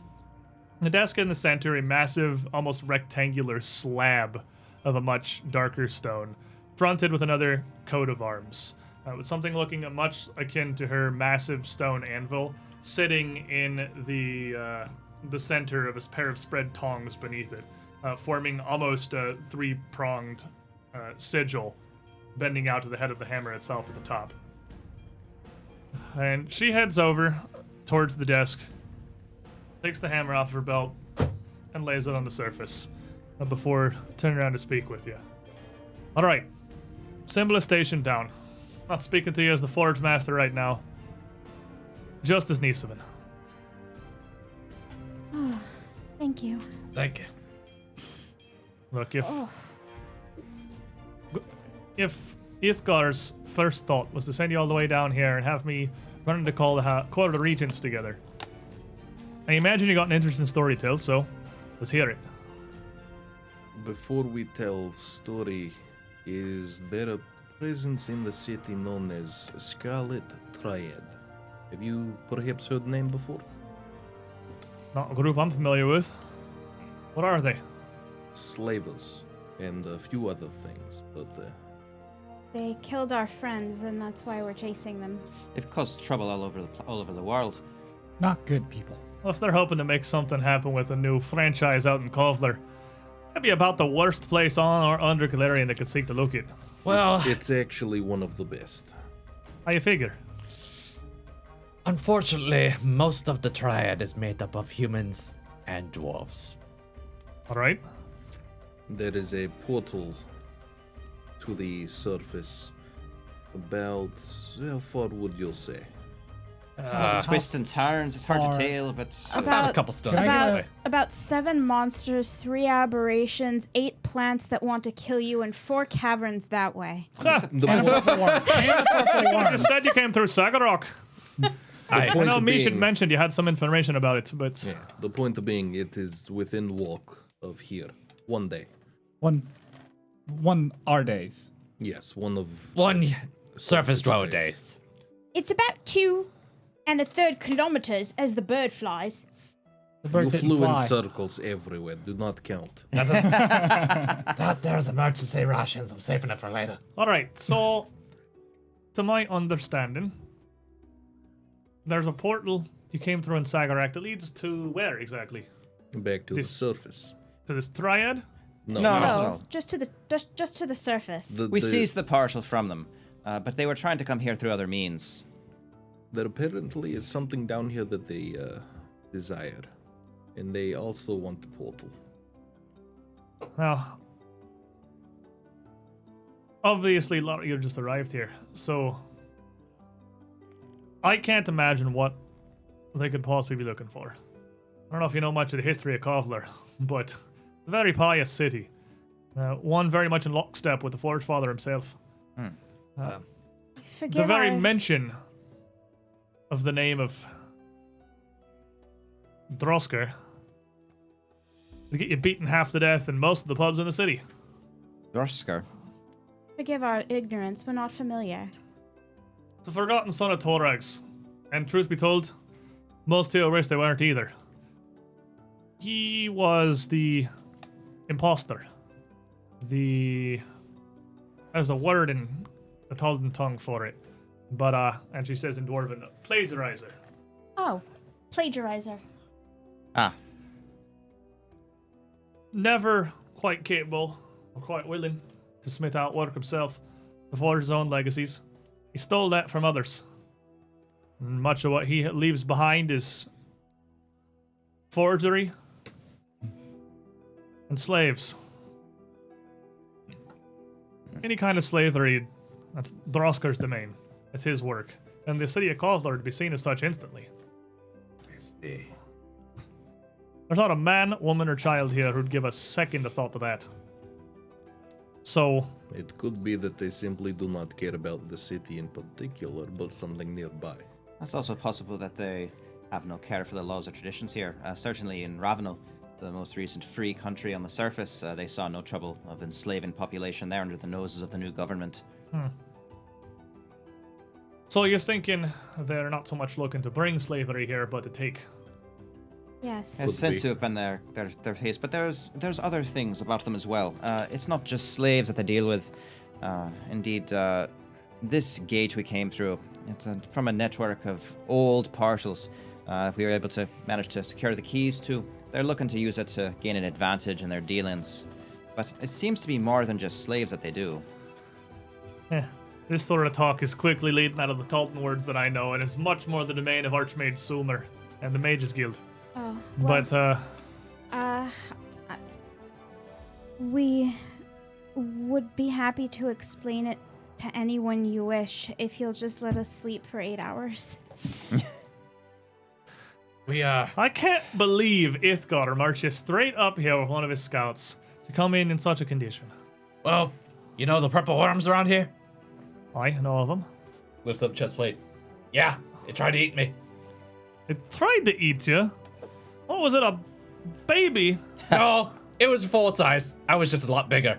I'm Yes. part of the giants. It was impressive. He crawled right out of its mouth, forced his way out and everything. It was very good. Then we set it on fire. Impressive, or an embellished tale. One or the other, like ones the fishers would tell. The walls of that building, the gugs were almost like Fissures. me. Ha, you have fissures here. I was actually wondering about the water line when I was walking down and I saw it. Ah, Blue Crab Lake. Yeah, it's, other than trade, about half the food we produce here. That and the fungus farms to the south. Ooh, makes sense. crabs. I love crabs. There more than just crabs in there, but, I mean, there's, of course, the namesake. Look, let me cut out the chase here. This Scarlet Triad, this portal in Saggorak obviously seems like it's something worth knowing about, something worth taking into consideration. Certainly something worth taking to the Mages Guild. But you think the Scarlet Triad's posing a threat to Kovlar? Yes. Yes. It seemed to be the case from what we could gather from the evidence, which is why we came here so quickly. And she picks up her hammer and taps on the table twice. Right then. Then I'm speaking to you as Forge Master. I'll call the Coil Regents. You can tell your tale before us all. And we can figure out how to go forward. Whatever you wish. It is And, Forge. also possible that they would have infiltrated. Be careful, I suppose, about who you talk to in private. I can't imagine that they've somehow managed to take control of any of the guilds of the city, but They've done some very sneaky things. Even if so- Telepathy to Marshall. We need to tell her the family name, or she's not gonna know what to look I for. pulled your cheek down in a Roxy. Why are we not mentioning Emberbeard? Because I Roisin was literally just about to ask her anyway. back in Roxy, I'll say, I don't know if we can trust her. Okay. I look at her. Can I trust you? I'd like to hope so. I like to hope so too. I like to trust everyone until they don't. Hold on. Allow me, if I may. You may. I walk up to her. Firm arm out. Clan dagger in the other hand. If I may. Heats it up with just his pure dwarven energy. The Dwarven spice. Peek. All right. She's trustworthy. I'm not gonna question it. Does the name and then in Dwarvish, get the pronunciation right, Emberbeard, mean anything to you? Not one that I'm familiar with, no. But I good don't news. exactly keep tabs on every man, woman, and child in Kovlar. Certainly none of the council members, none of the Oh, good. guildsmen that I'm aware of. That- Not a name I know from my own guild. Well, that was our particular concern. You see, we have learned recently that one of his relatives is on their side. Ah, you bring inside information then. It's I starting to come together a wee bit clearer now. was a little hesitant with my family name for a reason. Well, I'll tell you what. It's early in the Forge Day. Summoning the Council of Regents is going to take some time.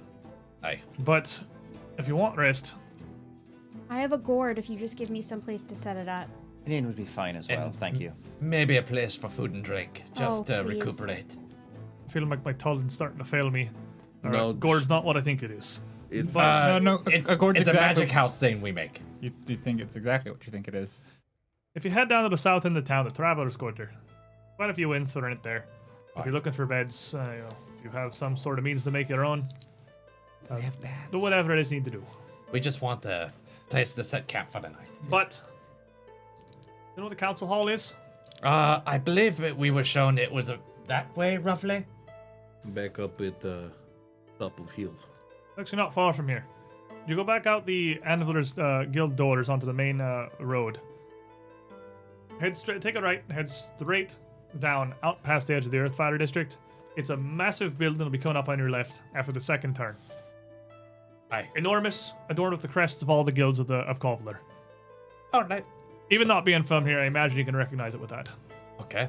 Well, when should we arrive? Maybe first day in that Forge Day? If you meet us there in 10 hours, 10 hours? hopefully that'll Oh, give you time to God. rest. I pull out That'll be plenty. a little clockwork dial and just turn it to 10 hours. I have a timer.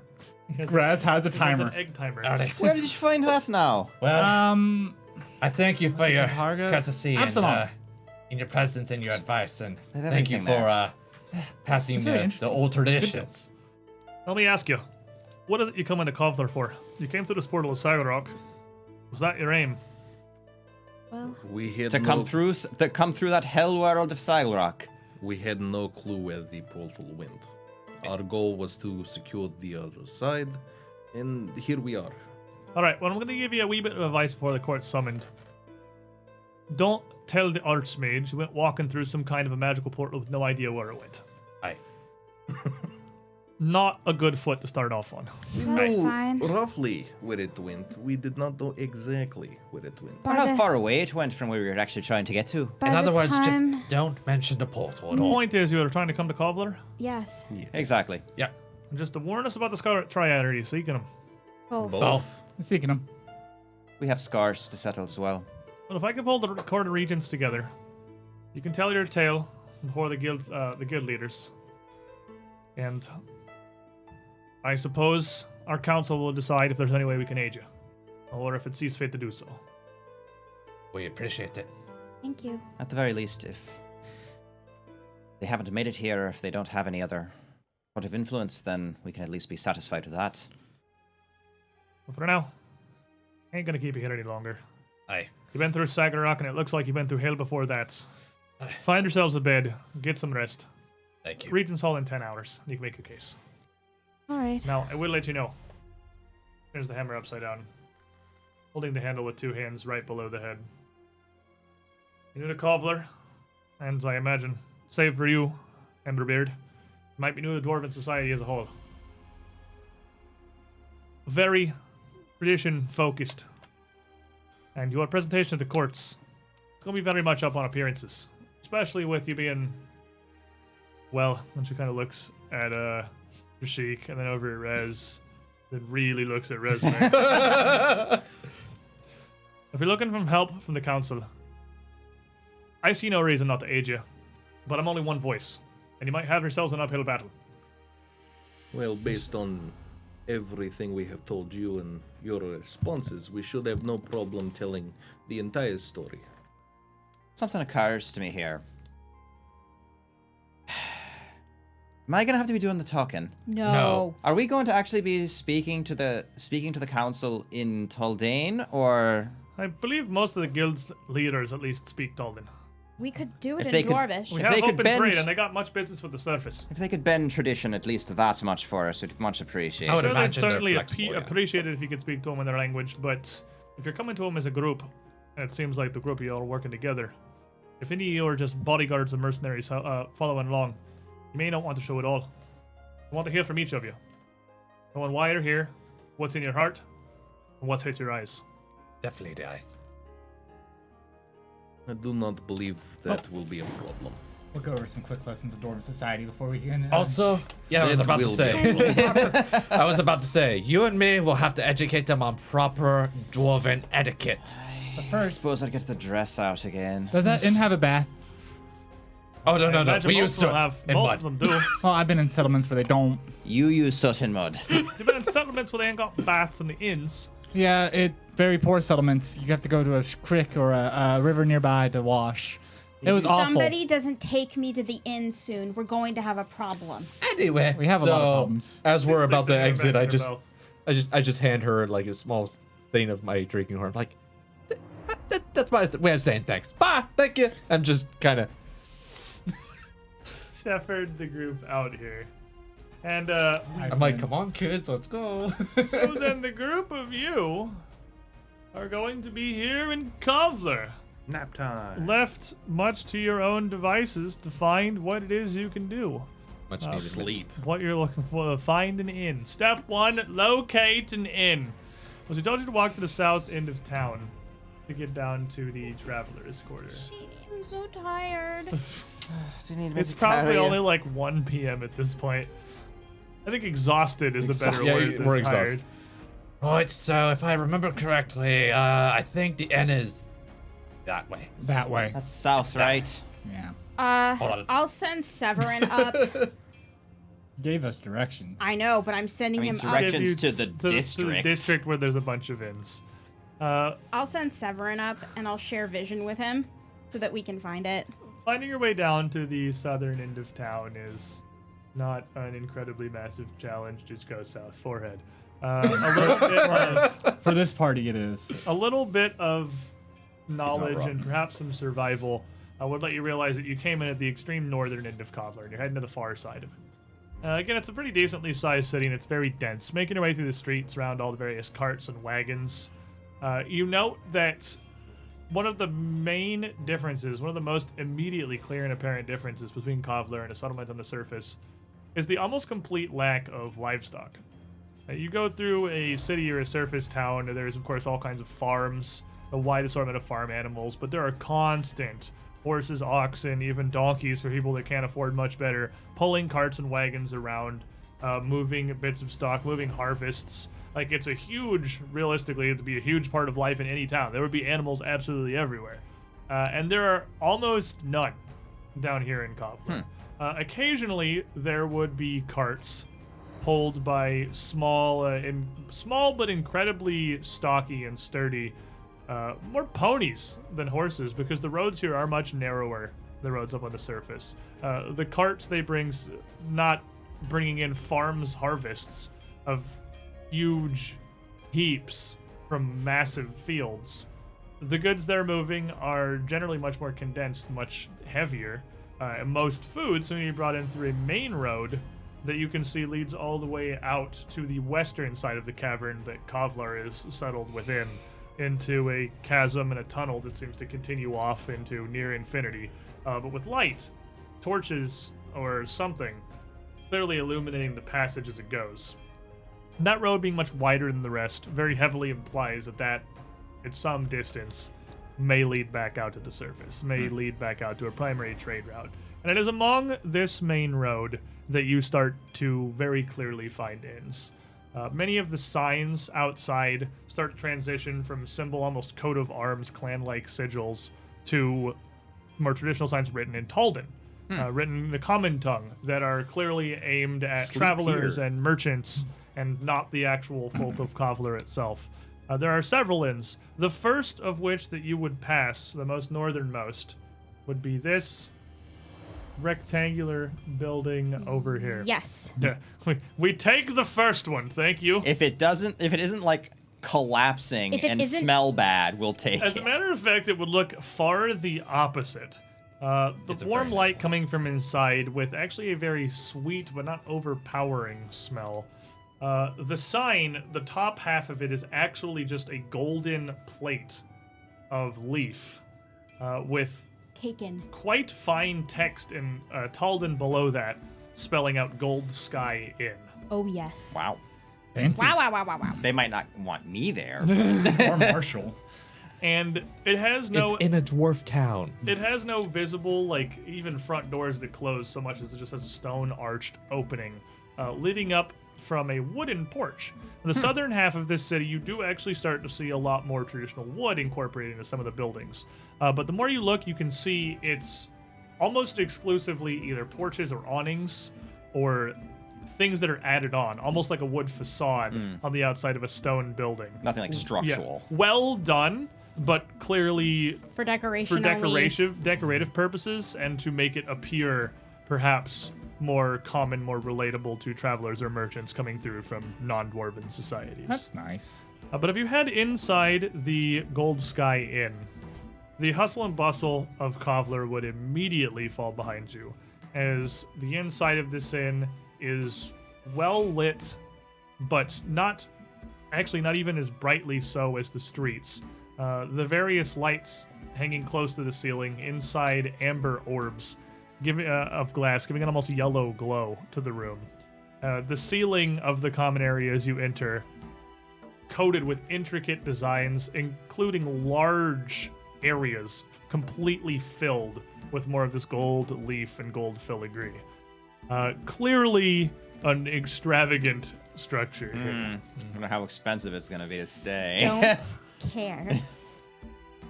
That'll be a platinum for breakfast. As you come inside, you would immediately be met on the other side of the door by a dwarf with the top of his head actually unshaved bald.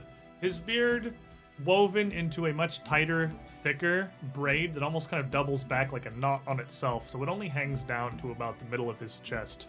But the hair of his beard much more smooth than the traditional, like, even braided, the rugged, loose hair of a dwarf, looking almost slicked, like it's well gelled. Like it doesn't wobble to and And he fro. has a similarly mannered mustache that just kind of connects down with a thin frame to this huge beard below. Just one be hair a- going It's down. one of those Platinum the dwarfs. winter. And he stands there in his nice little dwarven suit, looking much akin to a tuxedo, a black suit. Is That's this more like a gnome than a dwarf? he's why? Because he's dressed well. He's not a dwarf. No, because you're saying he's small and he's well groomed. Well, he's a smallish dwarf. He's very wide. I mean, dwarves are built like freaking refrigerators. So like, Not all of them. also you're like 8 feet tall, so they're all very small to you. 7'1", thank you. He's petite. They're for bigger a than lizard me. folk. I don't know about that. You just got done talking to Biceps, the Forge Master, and like And you hang out with me. That's why I think this might be a gnome. this guy is not that. This guy is much more svelte in his build and his appearance. He stands, hands folded in front of him, and nods, and out in common to whoever would be leading the group here, probably Resume realistically, If you're not tired, too tired, yeah. No. would say out in common, welcome to the Gold Sky Inn. Finest rest in all Kovlar. Thank you. We are desperately in need of baths, rooms, and food. And the finest rest in Kovlar. Maybe some ale. 2 rooms, please, and baths and meals all around. Quite a party here. 2 rooms, 2 beds each. Yes, please. Can certainly be arranged. Baths are in adjoining chambers. We'll probably And, need a third at some point. Oh, we don't need a third. You can just sleep on top of me. I'm not on top of you. He we just could- sleeps under the bed, it's fine. We could bring you a bedroll if you wish. Just bring him a pillow. I have one. It's fine. I can make do. Very well. We don't run on the forge hours clocks. We've rooms available all night and day, anytime thank you may need to be goodness. resting. Thank you. Thank you. Your hospitality is most appreciated. Aye, we find many weary travelers have difficulties with the change in times. Serve to abide that as simple as possible. And he gestures to a table he has near the door where it has a pair of little clockwork devices with glass faces, one of which mirrors the forge clock up in the center of town, the other a much more traditional 12-hour clock showing it is about probably 12:30 in the afternoon. Oh, how canny. I hate to be very, very rude. If we're staying here, right? Yeah. Where's Yes. the baths? I'm sorry? Baths. Oh, the bats will be adjoining to the chambers themselves. We don't have communal ones. We got each for each individual chamber. That'll work. Goodness, how Love- fancy. Very fancy. Lovely. Only the best at the Gold Sky Inn. For a pair of rooms, it's going to be 8 silvers each a night, so 16 silvers for the 2 of them. Done. And that includes the adjoining baths, of course, with a pair of faucets. So you can have the water warmed by the magma channels underneath the Kovlar to be as warm as you want, or chilled out from the depths of Blue Crab Lake if you're looking to cool off. Resume's eyes light up like he just offered her a birthday present. Raz's did A too. pair of faucets for fresh magma if you want it. Don't tempt me. I might take that offer. And while you're staying here, we've an adjoining theater in the back. Amid the Forge Day, performances usually going throughout. Actually clanking like that. He suddenly got a burst of energy, a second wind. Bath can wait. Entertainment. We're gonna wear our theater dresses, and I actually did buy us masks when we were in. Lass. Let me take you by the counter and get you checked in proper. Oh, of course. And he leads the very excitable group of you over to a chamber where they have a very surprisingly modern arrangement, where the stairs lead to an upper ring around the square building itself, where the various rooms are laid down all off to one side of an inner walkway that leads around an open central area with a large stage built into it. Huh. The rooms are very much well appointed, and he hands you 2 different small metal keys that open up the 2 sets of rooms after taking the coin from you, and personally shows you up to the pair of rooms into your very well appointed suites. Now, the gilded ceilings continue up to the 2nd floor as well, with an emblem of half of a sun above one half of the room, with almost waving rays of filigree petering out as they go across to a kind of almost scattered bit of small twinkling flecks of gold throughout the far side of the ceiling. The room has windows overlooking the eastern side of Kovlar out down to the Blue Crab Lake, over the rest of the Traveler's Quarter, and down to the shores themselves. From and hell two to heaven. spectacularly appointed beds. Very plush, heaped with thick white quilted sheets, with a banded strip of gold fabric along the top of them. It's taking every ounce of willpower not to just collapse on that thing right now. As it is. Bolt plate just pop. Before I go into the room, I'm like, Dirt oil innkeeper. outline. Question for you. course. Where's the magma bath? Well, the bats. He leads you back to another door that was. No. Actual magma. For what it is worth, out of character, fire resistance does not apply to magma. I mean, it does, but it's not really going to help you. I'm going to have to refer to the Pathfinder First Edition rules for lava and magma. I'm gonna have to refer you to. You'll just die. You die. slower No save. and more painfully. give was- me one more level. It was my We're gonna be favorite fine. random third-party splat book. I'll have to show you later, and I'll post the link like on the Two Perception Twitter to reference it. There's a third-party splat book. It's called something really simple, just like magma and lava rules for Pathfinder First Edition. Wow. And it's for those of you, because in First Edition you fall in lava, you take like 66 fire damage around. Like it's literally nothing. If you get fully submerged, But they added a supplement, this nice publisher, to make more realistic third-party rolls, and it's really funny because it's formatted like totally straight-faced. It's like a table of contents and everything, and then it's got all the like the framing and like effort went into this. And then it just has like one line: if you fall into lava or magma, you die, no save. Nice. Well If done. you have fire resistance or fire immunity, when you fall into lava or magma, you die, no save. Like, Darn. Best $2 on Drive-Thru RPG I ever spent. pretty sure it was free because it's obviously That's just even worse. it's really, and it has like a variant rule section of optional. If you have fire immunity and you fall into lava or magma, you do not die. I'll link it. If you follow Two Perception on Twitter, I'll link it after the show. It was just hilarious. I thoroughly It is a- enjoyed it. it is a Would recommend. masterpiece. 10 out of 10. So, But all jokes aside, I guess I can't really bathe in magma, although it would be very martial Scorching appropriate. hot water, you can. you can get very hot water out of the taps. practically boiling.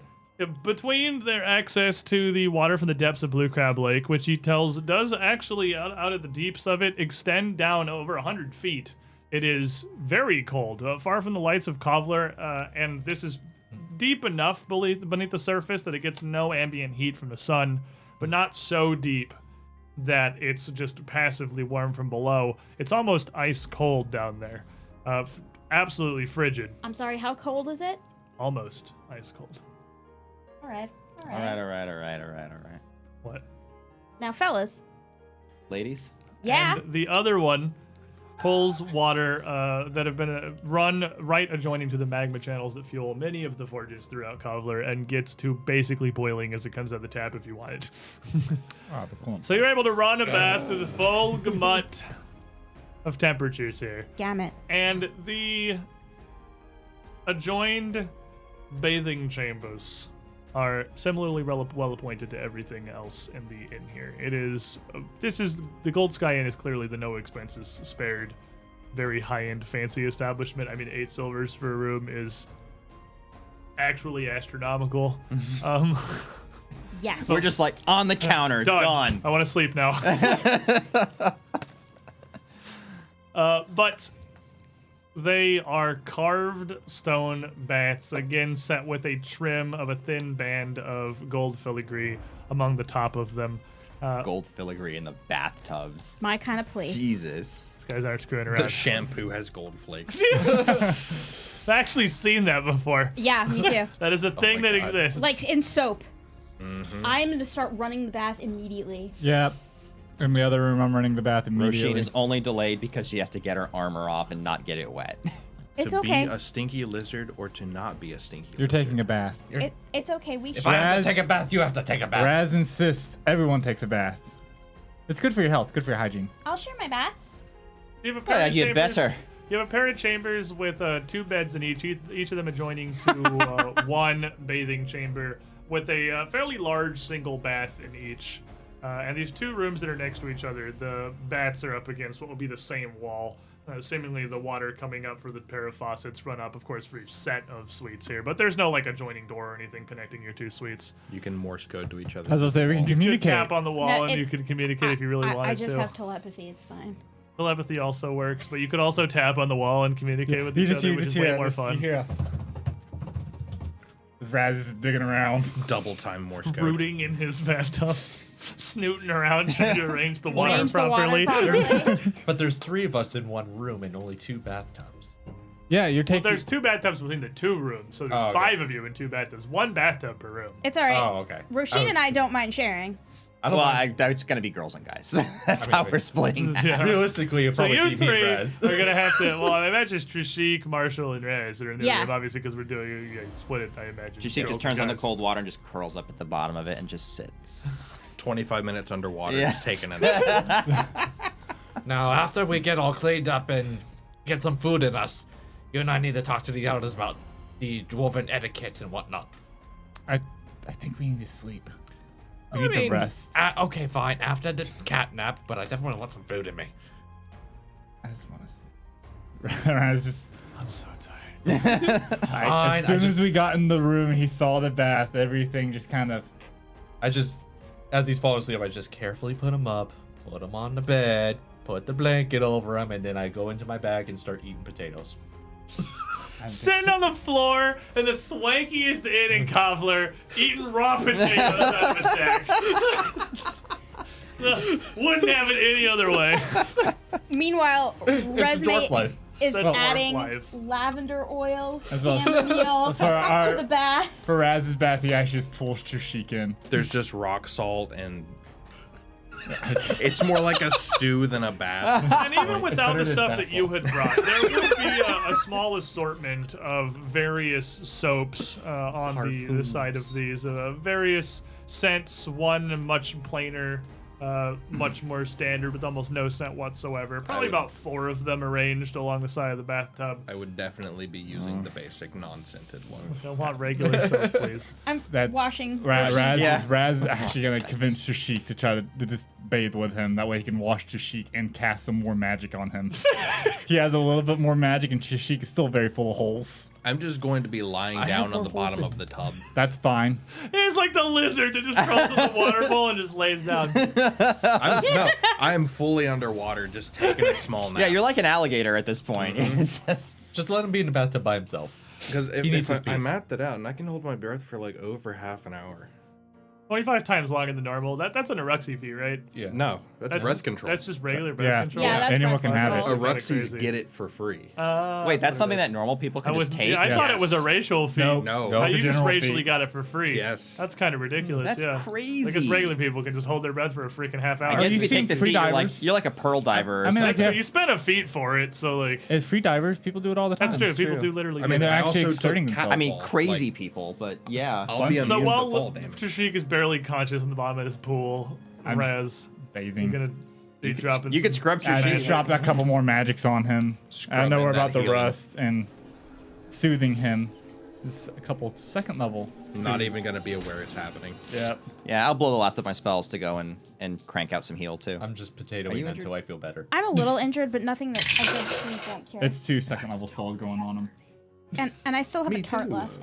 18 plus. I'll eat my 16. last tart.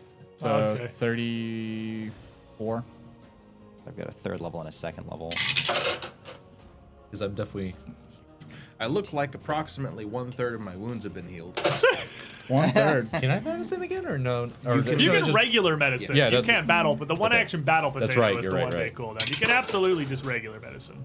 I mean, that's All right. I'm at 98. I should be Yeah, able so to heal the 48. rest of my sleep. All right. Yeah, I have no- after the crit, I had 19 health. Well, he And gets then one more. I have one more first I've level been suit. healed a few times since then. So you guys just For another it's the 12. math portion of the program where everyone casts every heal they have, trying to make their health go back up to not 4. Or Yeah. do you need more So 12 heal? more. I could take more. I have 2 more. I have crossed the half Take it. health. Level heal That's left. important. I'll That's take them. important. Just roll both This dice is at the same the time. peak chilling here after dealing with all the horrors of the far end Half, of the like, game. just like in the basic of clothing, just relaxing. 18. And you Chilling get in some the back when you finest sleep, inning right? Kovlar. Yeah, a little bit. This is why the medic dedication is Some very nice good. warm baths, some scented soaps. I'm just now doing this stuff. Chilling. Now Feels we have to good. eat. Yep. All the blood's off the fur. Nothing's matted anymore. I'm no longer wounded, right? Or am I still? If you You medicine treated- yourself, you're no yeah. longer wounded. Yeah. Okay. Medicine check removes wounded. Healing does Am I not. still enfeebled too, or no? You Do you you would need probably a this by medicine this check? point. I'm not wounded. I imagine one you'd be down. down to enfeebled 1. Okay. And Rasheen to be down to enfeebled 2. You Okay. would be regaining some strength, but it definitely would still be affecting you. So It'll probably be slowly. one of those things I have to have like an actual well night rest to wear off. Well, it's going down. It's just not fast. Ah, It's you go down by approximately 1 every hour or 2. oh, that's fine. Can we order like a therapeutic massage up here? Rasheen is Probably. going to sleep. Is there room service? Yeah. There we would need room absolutely, ser- if you, they do not actually have a dining area outside of the area in the center of the building in front of the theater, which is I mean, you could go eat down there. It's not like rows of seating. It is actually like dining tables set around, each with a small oil lamp in the center for a bit of its own light around the stage, which is vacant for the moment, but you could certainly go out there and eat, or they would bring it up to your chambers. I am willing to pay an extravagant amount yeah, of the money for them food- to bring it up here. The food that is available here would be your typical high-class inn fare. You Yes. do not get a lot of food. You do spend a lot of money. That's fine. But the food is very tasty. But the food is very tasty in quite small amounts. But it would be very good. You would be looking for anywhere from probably 3 silvers to a gold per meal that you were bringing up for room service. That's fine. The larger the quantity of money spent, the smaller the portion. The inverse It's relationship of fine inverse. Get it? Inverse. I knock on Resume and Rasheen's door. Disappointment. Get You it? hear a little rapping. Just, Disappointment. Do I hear a food. I don't rapping? think Roshin's dead. Roshin doesn't hear anything. She's knocking. unconscious. Yeah. rapping, some we small slipped tapping. into something comfortable. We sent like unconsciousness. You would probably hear him knocking at the door, Resume. You'd hear Raz tiny rat hands on your door. Resume, Miss Resume, Yes, Raz? do you have like bandages or something? Come here. Come here. Help. I'm Sit. wounded. I just need to borrow your Help, bandages. I'm wounded. I'm wounded Sit. too. Sit. Sit. I'm wounded. Look. Like just pulls up the shirt. That's my kidney. There's like a tooth from the rock monster just lodged in his. I didn't want to pull it out. I hurt too much. Spend a focus point. I just need For to. ancestral memories. Well, I could do it myself. I just need to borrow your bandages. I don't have any bandages on me. I got you. It's okay. Mama Resume is gonna help you. On my resume.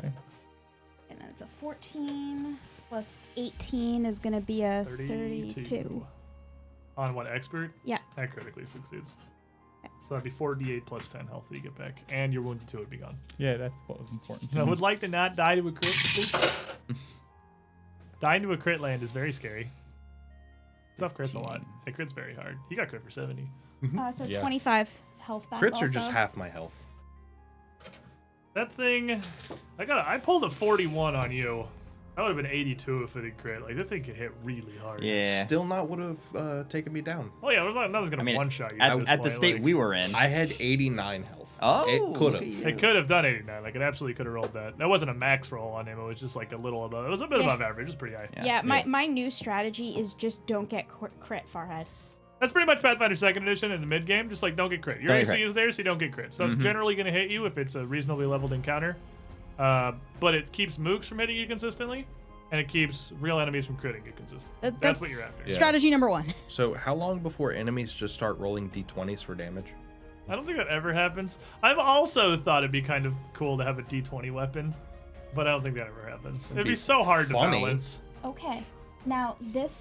They tried it one time. Did they? Yeah, and That's the worst. It was dumb. It seems bad. The variance is just so absurd. Yeah. Like, Now, there's eucalyptus in this Raz, so it's going to smell a little strong, but it's going to feel really nice. I don't smell anything. I would like to come to a table and only need 1 dice to play my game. You're, Incidentally, you can play the entire game of golf with nothing but a 5-iron and a putter. I'm gonna smack you if you You start can play it the with nothing story but a putter again. if you try hard enough. It just takes you a long time. Score is only I didn't say you're gonna do number. well. Raz, do you As want to long sleep as in you here? end. Yeah. It smells weird in there. Come on, come sleep in here. I was actually planning for you to sleep in here. I didn't want you to sleep with them. Cuddle The red. cuddly animal sleeps in the girls' room. The mascot. The mascot. Well, And, of course, stinky his dwarf in the bodyguard. Oh, Mascot. Yeah, I put the got same King one up. Mataz a present. Ah, what? You guys got to go through me first. Shh. She reaches into her sack. It's Gruyere. Yeah. In the satchel. I have a pet satchel that King Mataz sits in most of the time for safety. Is the satchel the pet? So, Resme is obviously getting some room service for food. Roshin is immediately unconscious. What are the rest of you doing? Food. I was about to say, after I potato, I take the best power nap of my life. A power nap. We're making 8 hours. Now, while you're down here in the Travelers District, it would also be pretty clearly visible that there were a good number of taverns around as well. So it would not be much of a walk to go out and find drink, if you were so inclined. I think he's too tired to drink. Yeah, for once, Marshall was too tired to drink. Wow. We I almost didn't know he died. had that setting. I mean, to be fair, He got beaten He into got it. very booty. yeah. It has been a Two. long, long day. So the group of you eventually make your way to laying down and resting through the afternoon. So And, sorry to barge in, but I actually only have to sleep for 2 hours. Yeah. So for the rest of the time, I'm going to be pulling out all of the information that we found in the gate and trying to learn as much about Jewel Gate so I don't sound like an idiot as humanly possible. refreshing yourself on your knowledge. So as you lay down for the greatest power nap a Dreamstone can manage, All right, we're good. the other 3 of you lay to rest. You're going to have an incredibly refreshing 2 hours here. But none of you are really going to sleep a whole night here. Because at a certain level, it is, barely noon. Exhausted as you are from your fights, you would, I imagine, probably only sleep for 3, maybe 4 hours before you just kind of naturally woke up. Do you even know what it is to be like so Have you worked? mega wrecked? Have Do you you worked 10 underestimate- hours in a retail store Yeah, during the I holidays? used to do carts at a retail store. I mean, During do the- you, You're a Idaho, when there were like streamer, 4 man. inches of snow on the ground. I mean, You know how do- hard it is to move carts through 4 inches of snow in the parking Oh, lot? poor squid! You know how hard could it it is be to move hard at all? carts? Just slide them, forehead. Snow is not ice! Yeah, it's not how snow works. Have you tried to move carts in the middle of July in Florida? Not in Florida. Yeah, on a black asphalt sounds drive. horrible. Yeah. Just do it at night. Well, you could be unconscious for what? Why don't you just move You're the gonna get carts? It's still July in Florida. It's So- still hot. So, question. So I've got my Dreamstone. Give your Dreamstone. And the Hey, way Mom, the I'm Dreamstone here. works is you go to sleep and you wake up 8 hours later. Right. So, but it's the Hag Dreamstone. It is the Hag Dreamstone. So just tell Which me is what actually happens. where I was they call going. mom's Yeah. I was absolutely going to the Hag Dreamstone. It's the Hagstone. Because obviously we're going to the Hag Dreamstone. And just for the record, I'm pretty sure Marshall could sleep through anything if he puts his mind to it. I mean, you can sleep for as long as you want, but I'm just saying, you're not, like, none of you are getting spells back from this or anything. What are spells? None of you are getting daily resources back. But Because if you those, spend 8 hours resting, you get recovered health. you do get recovered health if you rest for 8 hours. If you want to rest for 8 hours to get health back, you can Yes. absolutely do that. And resting doesn't necessarily mean sleeping. Like, you can just rest. Just engorge ourselves for 6 hours. But as I mean, you I'm okay rest, with this. I got my 2. We're good. Hag Dreamstone would absolutely kick in. At first, it would not be immediately noticeable because the warmth of the strange cavern in which you meet with your mother is not terribly different from, what you've experienced through a lot of Kovlar so far. Being lit almost entirely by the light of forges, massive flames, and literal channels of exposed magma. You awaken beside this great pool of lava in this cavern once more. To Tamati, kneeling down on both knees, almost as if praying, but her hands simply folded in her lap, sat right next to you. Hello, Mother. You finally came. We're in the city. I It's a could blastedly difficult trek. sense it. I could feel your passage through that world between worlds. That portal of yours also does ring. It's something incredible, something absolutely unique. It's my understanding of it. But you're close now. I am. And apparently one of the best inns in town if you wanted to come by and visit.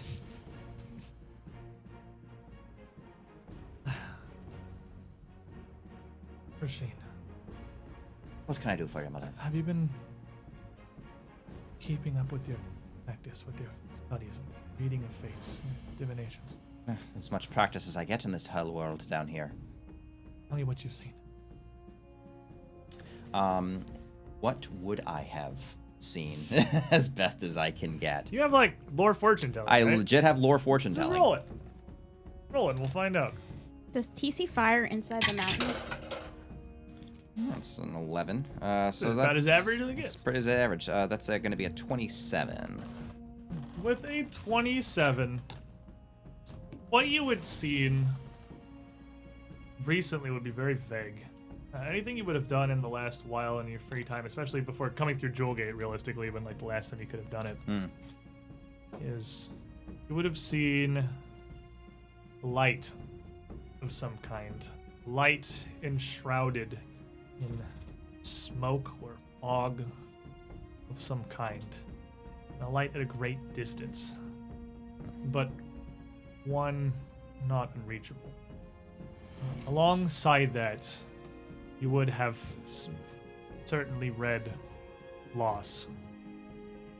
But coupled with that loss was some great kind of personal gain.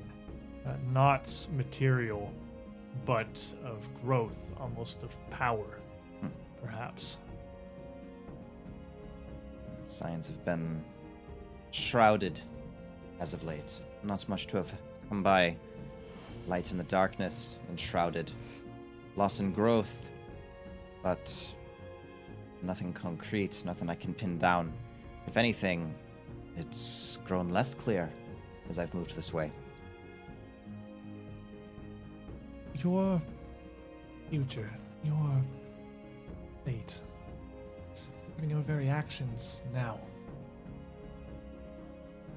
they reach far, far deeper than most. You, I believe, bear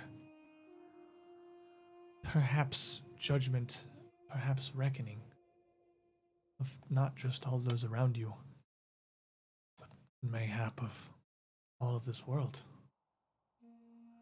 I have felt a thread of fate, yours and mine, of my blood, mixed with the very core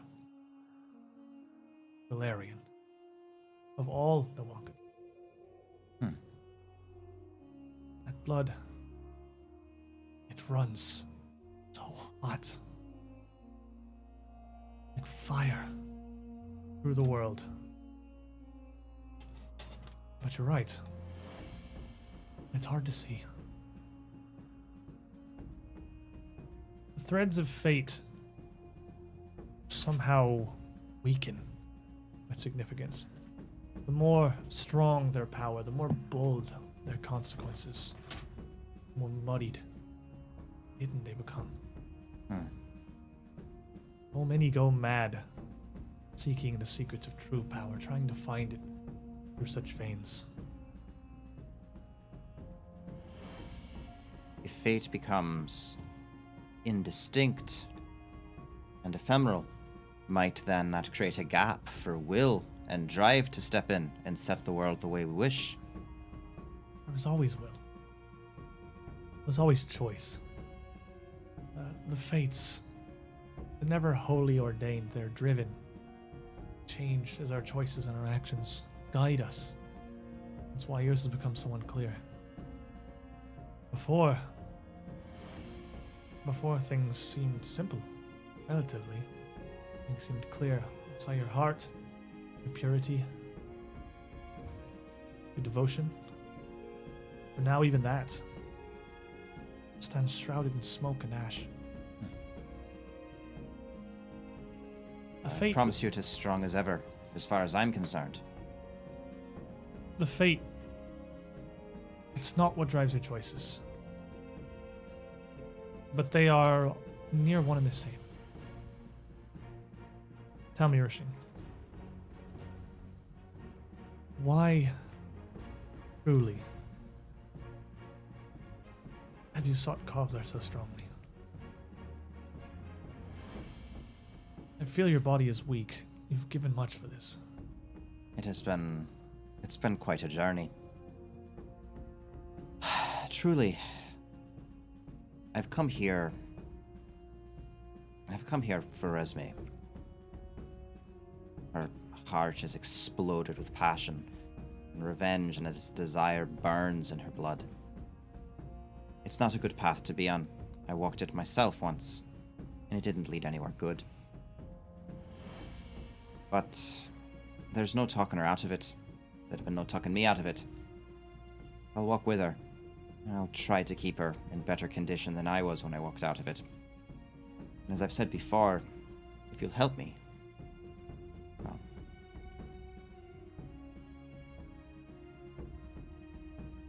our fates are intertwined but distinct. Part of growth, part of strength, part of what makes you who you are is your determination. This ability to persevere, to push through, to continue. Despite any odds, the world of the gods may stack against you. Persevere. This will be no different. Your path, eventually, this thread, should you follow it, will find us together, and I will aid. And perhaps our bond, through this strife, can be strengthened. No power is found without sacrifice. and that follows with everything I've ever learned throughout my life. It's true. Even the simplest of humans understand that, though. They could never really understand the depths it reaches. I've seen humans that don't understand it. Their lives never end well. They die as fools. Rest well. Thank you, Mother. I look forward to meeting you. And she kind of sits back down, leaving you still there on the stone, the lights of this magma behind her. You fall back into a sleep, to awaken back once more in this fine bed in the gold sky. I think really gotten no real answers, but Resme's hair is still wet and her legs are crossed, and she's wearing her pajama shift, and she has a blanket wrapped around her, and she seems to be reading a book. What are you on about? Oh, I'm trying to study the gate so that we know more about it, so that we don't look like I don't look like an idiot when we talk to the council. About the gate? I mean, surely you're not going to learn more about it than you studied before we walked through it. Well, now I'm studying from the expert. She knows everything about that gate. She knows everything about a lot of gates. There's stuff in here that I couldn't have imagined. Oh, that's Zay's book, isn't it? Yeah. I have her whole library, remember? That's right. It's all went to that magical little bag of yours. the Is sack there of knowledge. Is there anything in there that isn't books? I'm just curious. Oh, the wardrobe's in there too. Oh, I have some nice lotions in here if you're curious. Oh, and I brought What time is it? I brought your favorite biscuits. Biscuits? They're chocolate. You're an angel. Give me those. So, As Rasheen is sleeping up from an 8-hour super coma, Rez, what's going on with you? It is asleep in the middle of the day. If you could crash through all of it and just wake up like a zombie at the end, but a refreshed zombie.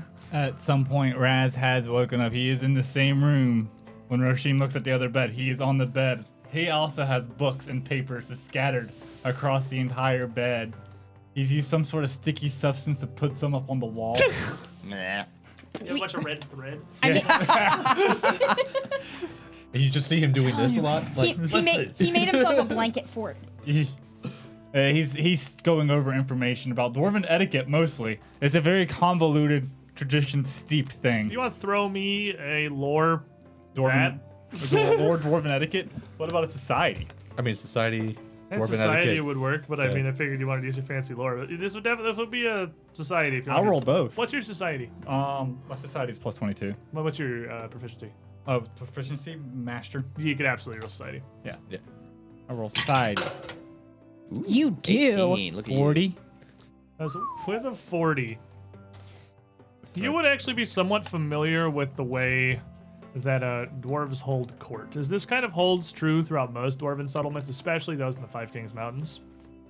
The Council of Guilds, if you are seeking something from them, like any assistance, find a Scarlet Triad, or even just really bringing knowledge to them, they're going to speak to you not as a whole, but as the individual entities that there are, or that they are.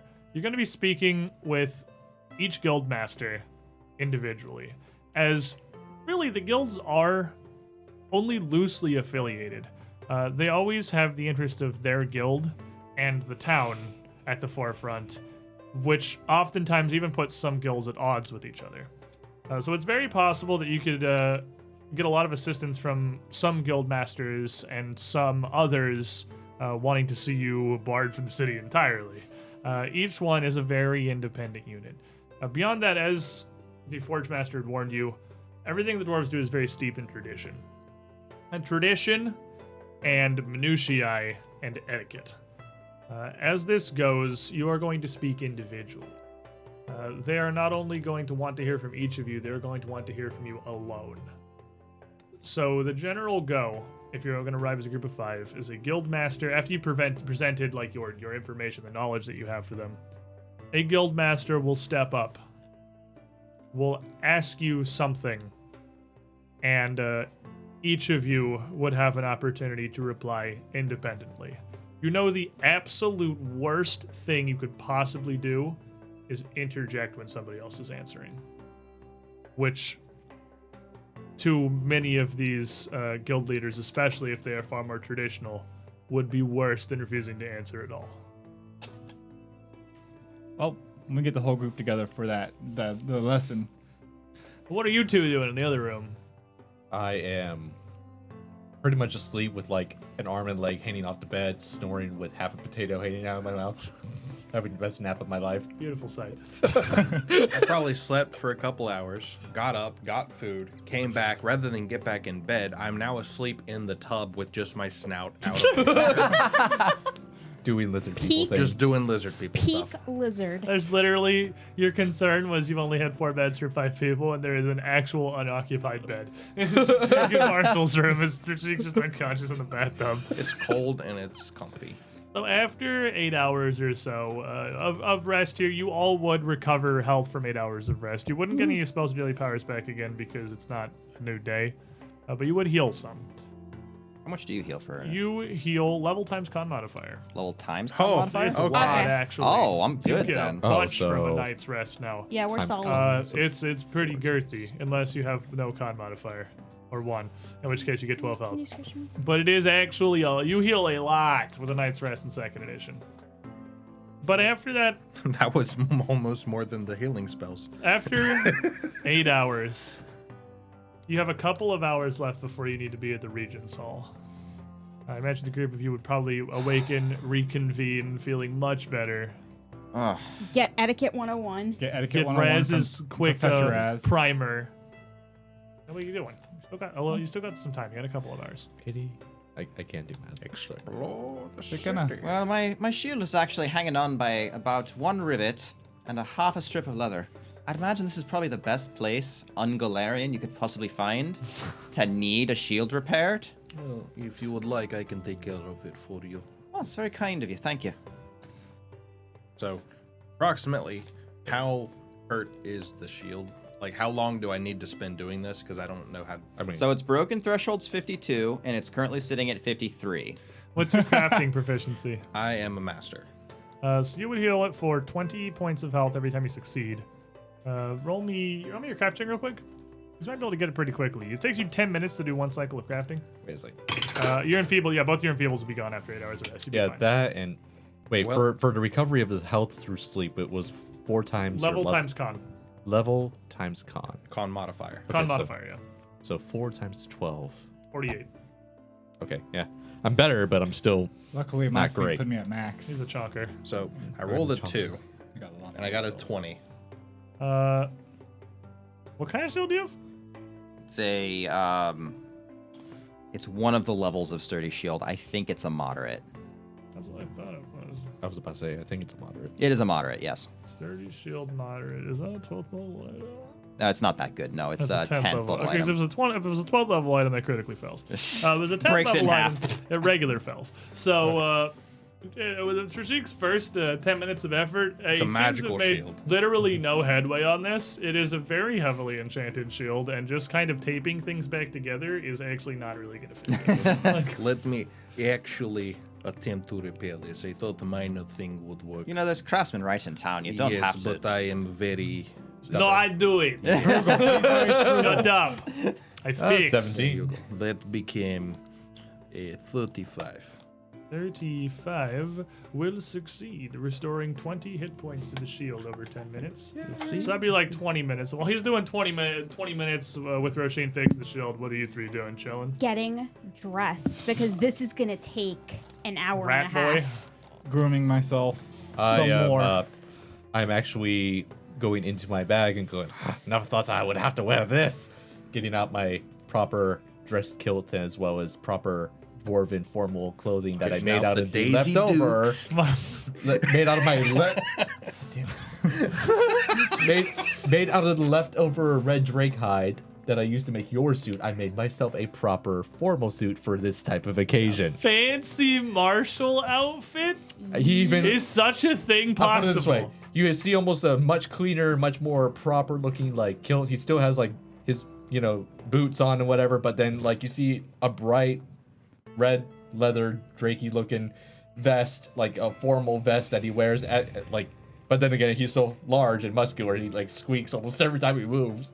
And his beard is even like rebraided and like cleaned out and like combed and everything to a more formal I fitting never imagined we would see the day. with He like cleans his up nice. He cleans up nice. Look and at he, this. and he even like took the audacity of like removing his war the paint. audacity of removing his war Did paint. he put on cologne? Flog me. Does he smell awful? Because He doesn't smell awful. She smells awful. Well, he normally smells awful. this is true. He does Took a not really bath. smell awful. He took a bath. This But is he li- sweats yeah. I a was about to say lot. I took a bath. It's all right. I got negate aroma. We're gonna be fine. Plus Marshall kind of look when you make that comment like, do you smell nice? I literally just take one of the extra bottles that Resme gave me of perfume and just go. Bye. There, you happy? No. Okay. So if you spend an hour working on Roshin's shield, what's its max out like 100 something? 104. Yeah, if you spend an hour dead instead of rolling it a billion times, I would Succeed. just let you. You'd get it to fall Critically fail. over an hour by averaging these things out, Succeed. and Please hit him. Critically fail. Stab him. if it takes you an hour to fix this, I can absolutely imagine Resme taking an hour to get I dressed. can actually see the craftsman. He's right there. Yeah, the Working hour. on a shield right the now. The hour. Admiral's Guild is right. We came from there. We spoke with the Forge Master. You see a craftsman, he's already gone through 3 customer shields. Yeah, but I. Or you could even ask Marshall to normally- just go dunk done. Yeah, but I normally only do alchemy, so this is really fun because I'm just beating a magical item, and every now and then it's just, oh, it looks better. Hey, I'm doing it, guys. Yeah, sometimes it just looks worse. Are you two 50-50. Marshall / Rez spending a whole hour on your Grooming preparation? myself, yeah. We're prepping. Well, My beard in particular takes about 45 minutes. You can't do it. I'm gonna need at least an hour with her Well, I know too. you're gonna take So it. now I that's- didn't ask you because I know you're gonna take No, it. no, I need one with But her I'll- too. well, Well, so Oh. that's a question actually that I've got as Rasheen. Do you think it would be better presenting ourselves as plainly as possible? Do you think they'd be impressed by me in a fancy dress, or should I show with my crests and my battle plate to be honest with what I'm presenting? I think you should be honest with what you are. You should present yourself who Roshin is. And plate and tabard it is. I can't Not even Hag do, walks I into the can't room. even do your hair. You can do my hair if you'd like. Thank you. I'll put it this way: don't overdo it. However, considering you're not a dwarf, This is me. It is impolite to go to dinner without bringing the plate. Keep in mind, he's giving you this advice I got before that. he changes, so I because nobody's seen Marshall cleaned up. I also It's recommend actually disturbing. having something of a value that way, a value to you personally, because they're gonna personally judge you as a being. You know that As a they're not being. just going to judge the cause that brought you here. They very much are going to be judging you as people and through the lens of their guild. Yeah. So, like, it's absolutely possible that, for instance, the Guildmaster of the Mages Guild, because this is after you've told them about the Scarlet Triad and Jewelgate and all that, maybe asking you something about the applications of magic. You can, of course, each decline to answer, but that's pretty not good. It's alright, That's, guys. I got telepathy. It is You almost got any magic questions? I got your answers. unless you are a complete and total moron, even if you know nothing of magic, it is better to. They will see it as better to give your most honest answer than to say nothing. Okay.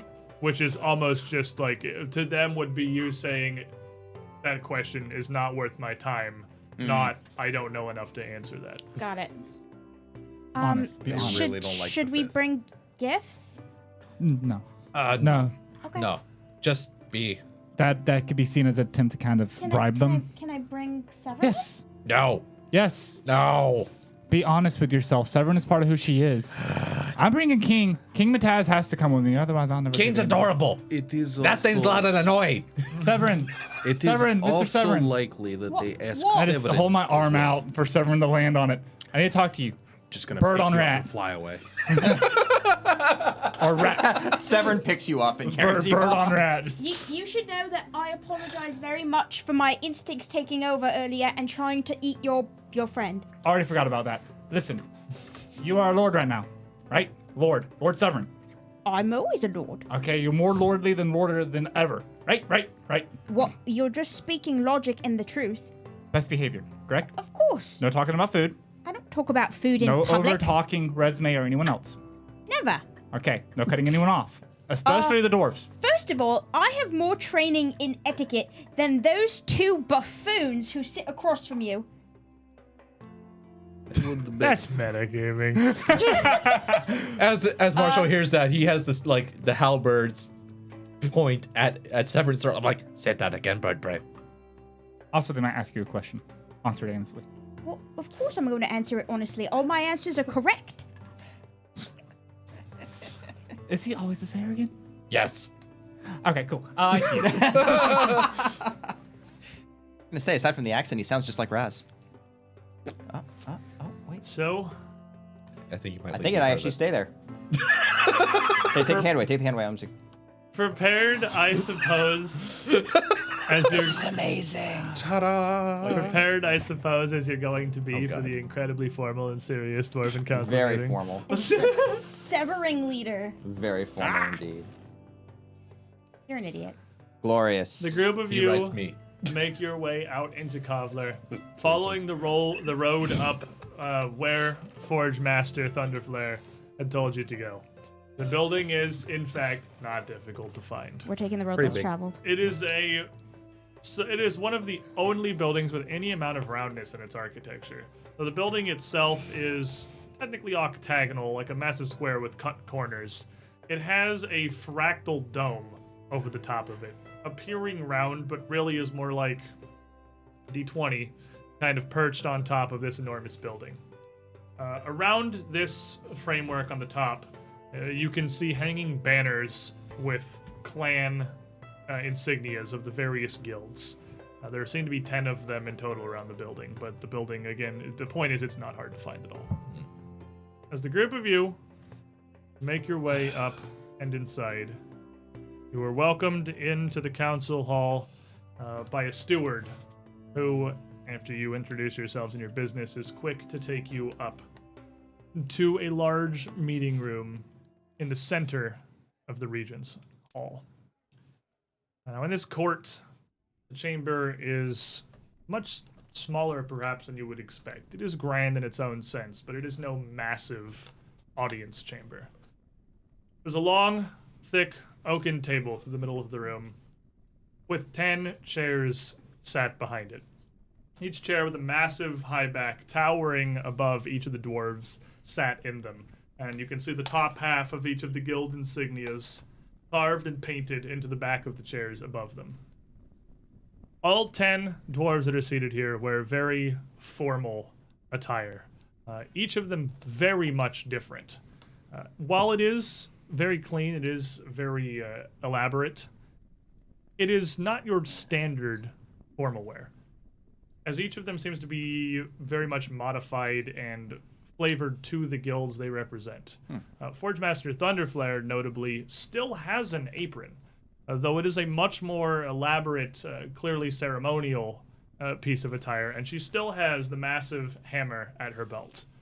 Each of the 10 guild leaders similarly has some large symbol of office, either on their purpose or at their waist or on the table in front of them. Some kind of a tool representing what they do, save for one of them, which is a red-haired woman with her hair pulled back in a very small, tight bun that has nothing but a single gold piece sat in front of her on the table. The only thing that all of them have in common is a medallion that each wears. A iron and gold circular symbol with what must be the coat of arms emblematic of Kovlar itself. All 10 of them have an identical necklace drawn around them. And as you enter, and you simply stand before the table here, there are no seats for the group of you. Forge Master Thunderflare rises from her seat, pulls her hammer up from her waistband, and holds it up in front of her. When the first court of regents convened centuries ago, they were regents for Cadorn the Mighty, the hero who reclaimed Kovlar and most other underground places that remain civilized today from the orc invaders. Perhaps someday a queen or a king will rise again who is worthy of that mantle, one as great as the rulers of old. Until that day, it is our solemn duty to work together to keep Kovlar safe and prosperous. You are newcomers to Kovlar, each and all of you. But it's my hope you will honor this duty. If you're as capable as I believe you are, you may be able to aid us. Before we can trust you with Kovlar's mind, its knowledge, and its defense, you must know that you will indeed honor our traditions. And she puts the hammer down the table in front of her before extending a hand to another man at the table, seated a couple down from her, who's looking her direction before she takes a seat. That man stands up. He has a pretty large, full-plate helmet with the visor up on the front. But rather than being made of traditional steel, it looks to be made of a strange metal that seems almost granular. It looks almost impure to you, as a rough surface, and looks to be, the way it sits around his head, extraordinarily heavy. He is clearly quite old, with heavy wrinkles sagging down beneath his eyes, giving his cheeks almost a bulbous appearance beneath a much smaller beard than most dwarves, trimmed and kept honestly much like what I have here. He stands wearing a massive metal pauldron on one shoulder, strapped to a set of clearly ceremonial half-plate, and pulls from his hip an axe, short-hafted with blades on both ends, and holds it up much how the Forge Master had before. If what we've heard is correct, the group of you are to thank for dealing with an infestation of gugs that have moved into Saggorak. So already you've provided for the defense of Kovlar and her people. For that we thank you. Our scout's intelligence tells us that there's much more to your tale, and much more you have to share with us here today. We'll hear it. Ken lays the axe on the table. Without interruption or question, as you see fit to tell it. Next week, when we return. And as he sits back down in his chair here, He's so meta. The rest of the council looks at him like, what? I mean, like, next 7 forge days, dude? A long time. 7 regular days. 6, really. Before we reconvene for this council here for the next episode of the 2%. I want it to be now. We're going to speak with be the next 10 guild leaders of Kovlar, representatives of a wide variety of guilds. The Anvilers Guild, the Carpenters Guild, the Guild of Arms and Coin and Faith, many more. To plead our case with the people of Kovlar, to know what they may know about the Scarlet Triad, and ask how, perhaps, they could help us deal with it. Carpenter's Guild must be like really small here. Is it like 2 people? Carpenter's more like a stonemasonry than traditional surface carpentry. Okay. They recently started working. It's a new endeavor.